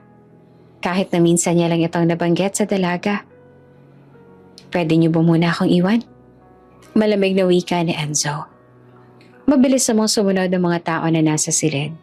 Naisip nilang dumaranas ng pre-wedding blues si Enzo kaya kailangan ito ng oras na mag-isa. Maaga pa naman kaya hinayaan muna na lang binata. Nang makalipas na ang lahat, ay muling tinignan ni Enzo ang sarili sa salamin. Tahimik na ang paligid. Hinuplas niya ang suot niyang barong at kwelyo nito. Nakapa niyang borda sa may batok. Napangisi ito ngunit may halong inis sa sarili. Kira, bakit pa kasi ngayon lang kita nakalala? Wika nito. Napapikit sandali at sinabi sa sarili na mula sa segundo na to, hahayaan niya na ang tunay niyang nararamdaman ng magdesisyon sa kanyang mga susunod na hakbang. Sa kwarto kung nasaan ang bride na si Kira ay humahangos na nagpunta si Enzo. Pagbukas niya ng pinto ay walang ibang tao doon, kung hindi ang kanyang amang si Augusto. Nakatalikod ito sa may pinto. May suot din na barong at nakatanaw sa bintana sa harapan nito. Tanaw ang hardin na punong-puno ng berdeng dahon. Doon ang reception ng kasal. Abala ang lahat ng tao sa labas. Tatay? Laking pagtataka nito. Lumingon si Augusto at nakita ang anak. Pinalapit niya ito sa kanya. Napansin naman ni Enzo na may hawak itong papel. Nakatupi sa 3. Anak, pinabibigay ni Kira. At muli itong humarap sa may bintana. Pagbuklat ni Enzo sa papel, hindi pa man lang niya nabasa kung kanino galing ay alam na nitong sulat kamay ito ni Kira. Enzo, patawarin mo ko. Bilang kaibigan mo, alam kong labag ang lahat ng to sa loob mo. Alam ko din na kahit anong gawin ko, hindi ko matuturuan ang puso mo na mahalin ako. Aaminin ko, sobrang sakit para sa akin na ipagsiksikan ang sarili ko para mapansin mo. Pero ito lang ang tanging paraan para protektahan kita sa taong gustong manakit sa'yo. Akala ko kaya kong tiisin ang sakit na nararamdaman ko. Pero nung nakiusap sa harap ko, naisip ko, hindi ko pala kayang makita ka nagdurusa. Kaya naman, aatras na ako sa kasal. Ang hiling ko lang, na maging masaya ka at tigtas ka palagi. Paalam, Kira. Matapos basahin ni Enzo ang liham, natulala ito ng ilang segundo. Huwag kang mag-aalala. Kung ano mang laman ng sulat ay wala akong ideya. Gusto ko kaming basahin kanina ay nakukonsensya ako dahil para sa ang sulat na yan. Ani ni Augusto. Tay, yun lang ang sinabi ni Enzo, ngunit alam na nito ang kahulugan ng sinabi ng kanyang anak. Nagpaalam siya kanina sa akin. Gusto kong pigilan siya pero hindi ko magawa. Nanalo ka na anak. Pinapunta ko na ang ninong Ricardo mo kay Natalia para kayo ang ikasal. Ito naman ang nais niyo, hindi ba? Wika nito, sabay baling sa anak. Tinanggap ko naman ang kahinatnan ko nung una pa lang. Wala namang permanente sa mundo. Itong lahat ng to, malilimutan din lahat ng to. At sa kabilang buhay, sarili ko lang din naman ang madadala ko. Pero anak, ginagawa kong lahat ng to para protektahan ka. Kaso, mukhang kahit anong gawin ko, kayo pa rin ni Natalia ang sinasabi nilang endgame. Ginawang biro na lang ni Augusto ang sitwasyon. Sa katunayan, wala naman siyang pakialam kung kitilin ni Natalia ang kanyang buhay ora mismo. Ang tanging kinakatakot niya lang ay kung ganun din ang gawin nito sa kanyang anak nang dahil lang sa pera at yaman. Subalit, iyon na yata ang kanilang kapalaran. Ang mawala sa mundo at maiwan ng anak sa kamay ng isang babaeng gahaman. Tatay, hindi naman po sa... Shhh! Biglang niyakap ni Augusto ang anak. Best wishes, anak. Tandaan mo, I'm very proud of you. Wika nito. Sige na, mag-ayos ka na. Ito dapat ang pinakamasayang araw mo dahil ikakasal ka na sa taong mahal mo. Mapatawad niyo sana ako sa ginawa ko. At palagi mong tatandaan na mahal kita. Hindi maintindihan ni Enzo ang nararamdaman. Dapat ay masaya siya dahil si Natalia na ang kanyang pakakasalan. Ngunit tila ba para bang namamaalam na ang kanyang ama.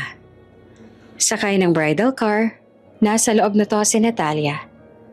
Suot ang wedding gown ni Kira na mabuti na lang ay kasukat niya. Irritable man dahil ni isa sa detalye ng kasal ay wala siyang gusto, ay pinilit niyang tanggapin ang sitwasyon. Okay lang to, Natalia. Calm down. Kesa naman walang matupad sa plano mo at maging second wife ka. This is much better. Wika nito sa sarili. Pilit ng ngiti ang bumungad sa mukha ni Natalia nang pagbaba niya ng sasakyan. Sinalubong siya ng wedding coordinator upang alalayan. Magkahalong kaba at tuwa ang kanyang naramdaman. Dahil sa wakas, abot kamay niya na ang yaman na matagal niya na ang inaasam.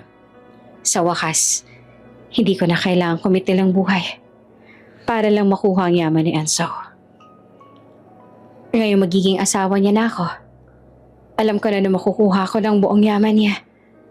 Dahil mahal na mahal niya ako, pwede na ako magbuhay reyna. At literal na humiga sa pera. Kilig nitong sabi. Tumunog na ang wedding song.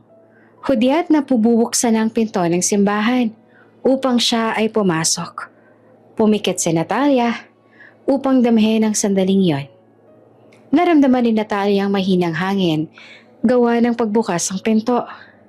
Ngumiti ito at marahang minulat ang mga mata. Nang oras ding yon, nasa terminal ng bus si Kira, kasama si Marites. Bitbit ang maleta at lahat ng kanyang mga madadala pauwi sa probinsya. Kira, sigurado ka na ba sa gagawin mo? Wala na bang atrasan to? Wika ni Marites na may halong lungkot. Oo, Marites. Wala nang atrasan to. Masakit para sa akin na umatras sa kasal. Pangarap ko yan. Lalo na't sa taong mahal ko, ako ay kakasal dapat. Ang kaso, hindi niya naman ako mahal at masasaktan ko lang siya. Hinawakan ni Marites ang kamay ng kaibigan.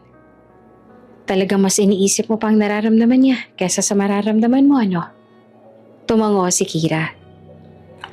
Alam mo namang simula umpisa, kapakanan na ni Enzo iniisip ko. Kaya ako tinanggap ang alok ni Sir Augusto at Sir Ricardo. Handa naman akong magsakripisyo at ipagsiksikan ang sarili ko, maprotektahan lang sana si Enzo. Kaso, mas hindi ko pala kaya makita siyang nasasaktan at hindi makasama ang mahal niya. At si Ma'am Natalia yon. Niyapos ni Marites si Kira. Sumigaw din ang konduktor na pwede nang sumakay sa bus. Sa pagmulat ni Natalia ng kanyang mga mata, 2 pulis ang bumungad sa kanya. Miss Natalia Vergara, ito po ang iyong warrant of arrest para sa multiple counts of attempted murder at serious physical injuries. Sabay abot ng papel. Binuklat ito ni Natalia at binasa. No, hindi to totoo. Hindi ko to ginawa. Kasinungalingan ang lahat ng to. Sigaw ni Natalia habang nagpupumiglas. Hindi pinansin ng polis ang pagpupumiglas ni Natalia at pinusasan pa rin ito.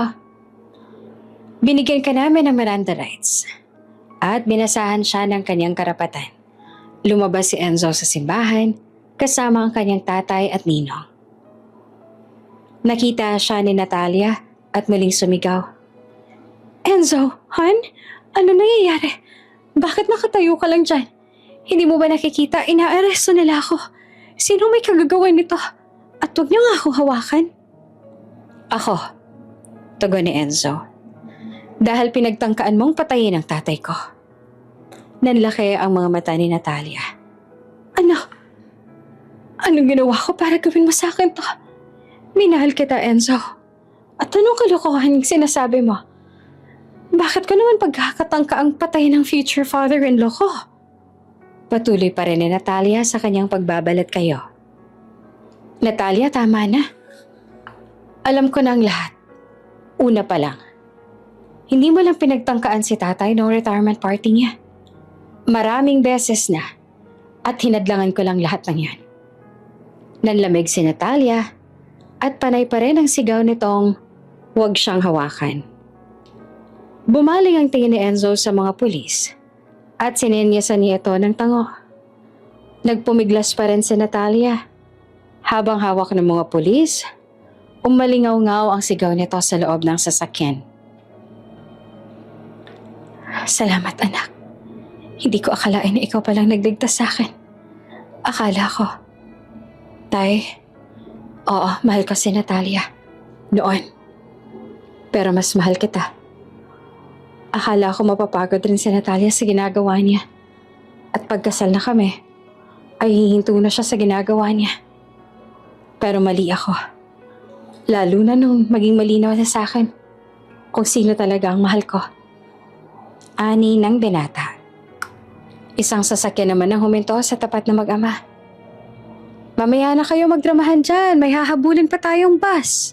Sigaw ni Ricardo. Sa terminal ng bus papuntang Port pa Marinduque ay nasa tabi ng bintana si Kira. Nakatanaw sa labas. Malayo ang tingin na tila lumilipad ang isipan.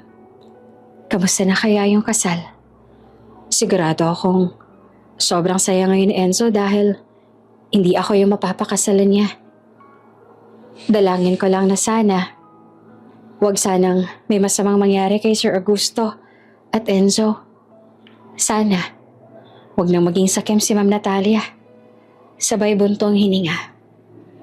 Lumilipad man ang isip ay biglang nagtaka si Kira. Kanina pa siyang nakasakay ng bus, ngunit hindi pa rin umaandar. May narinig na rin siyang reklamo mula sa ibang pasahero. Tumayo si Kira upang makiisyoso. Sandali lang po, yung driver po kasi natin ay sinamaan bigla ng tiyan. Sandali lang po. Pakiusap ng konduktor.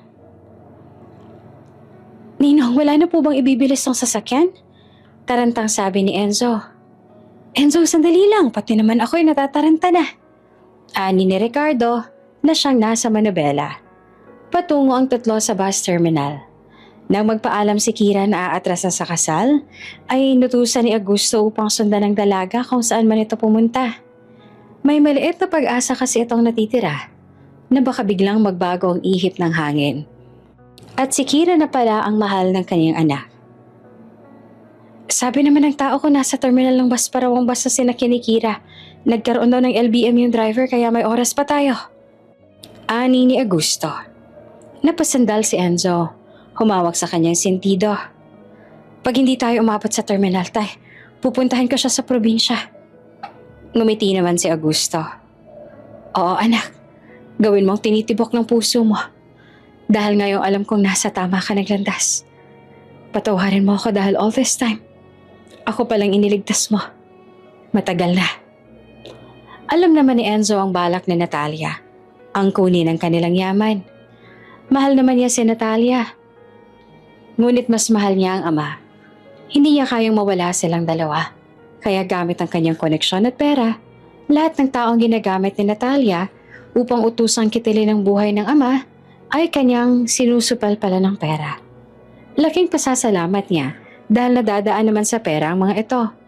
Kung kaya, ligtas ang kanyang ama magpahanggang ngayon. Subalit hindi niya akalaing mismo ang si Natalia na ang gagawa ng paraan upang mawala sa kanyang landas si Augusto. Hindi niya ito ay nakala. Kaya nang napanood niya ang CCTV footage na binigay ng kanyang ninong Ricardo, ay laking gulat niya sa kayang gawin ni Natalia. Tuluyan ang nawala ang pagmamahal niya sa kasintahan. Napagtanto na yun pala ang ibig sabihin ni Kira. Kaya ito pumayag na magpakasal sa kanya. Siya ang pinoprotektahan ng lahat. Dahil alam nilang mahal na mahal niya si Natalia. Kaya isang mabigat na desisyon ang ginawa ni Enzo. Isinuplong niya sa pulis si Natalia. Sa tulong ng kanyang ninong Ricardo ay naging matibay lalo ang mga ebidensya. At ngayon, hinahabol na nila ang tunay niyang mahal at yon ay si Kira. Ayun, tanaw ko na yon. Enzo, sandali na lang. Sigaw ni Ricardo. Huminto sandali ang sasakyan gawa ng pagpala ng traffic light.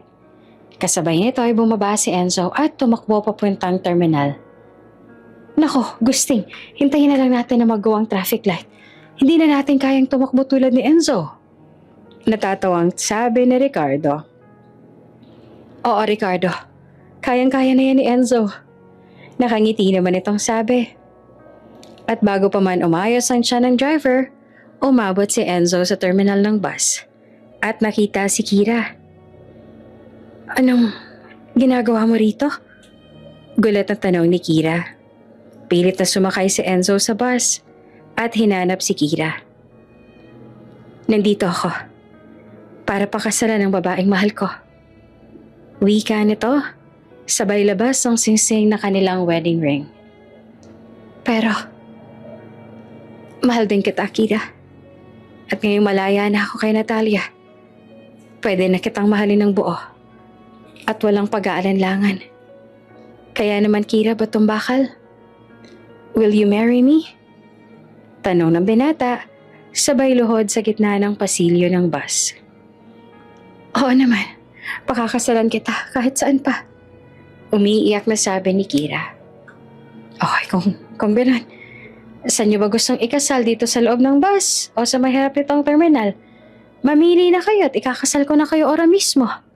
Hingal na sabi naman ni Ricardo, kasama ni Augusto na tumakbo upang maabutan ng dalawa sa bus. Ang tagpong yon ang pinakamasayang araw ni Enzo at Kira sa kanilang buhay. Dahil ng oras na iyon, sa tulong ng kanyang ninong Ricardo, ay ikinasal sila sa mismong terminal. Walang magarbong entourage, gown at gayak. Maraming naantig ng oras na yon dahil wala na silang sinayang na oras para selyuhan ang kanilang pagmamahalan. Samantala, dumaan ang mga buwan. Napatunayan sa korte ang ginawa ni Natalia. Pinatawan siya ng 12 taon na pagkakakulong. Hindi na muling binalak ni Enzo na magpakita sa dating kasintahan kahit nakikiusap ang pamilya nito sa binata. Dahil oras na para sa sariling kaligayahan naman niya ang dapat niyang pagtuunan. Sa loob ng simbahan kung saan dapat ikakasal sina Enzo at Kira ay dumalo sila ng misa.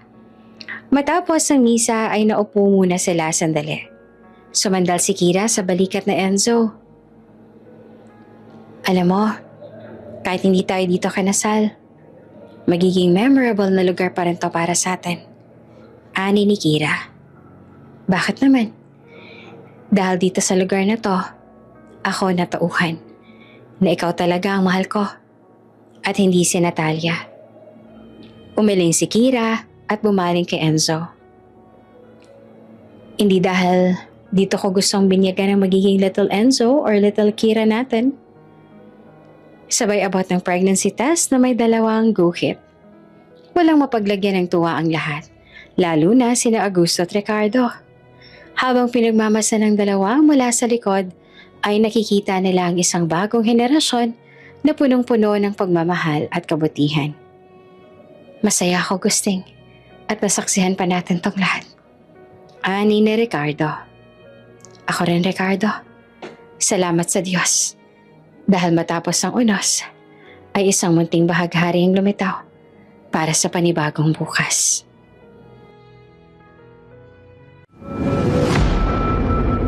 Kung bago ka pa lang sa channel na ito, Ate Jane TV, huwag kalimutang pindutin ang notification bell and subscribe button.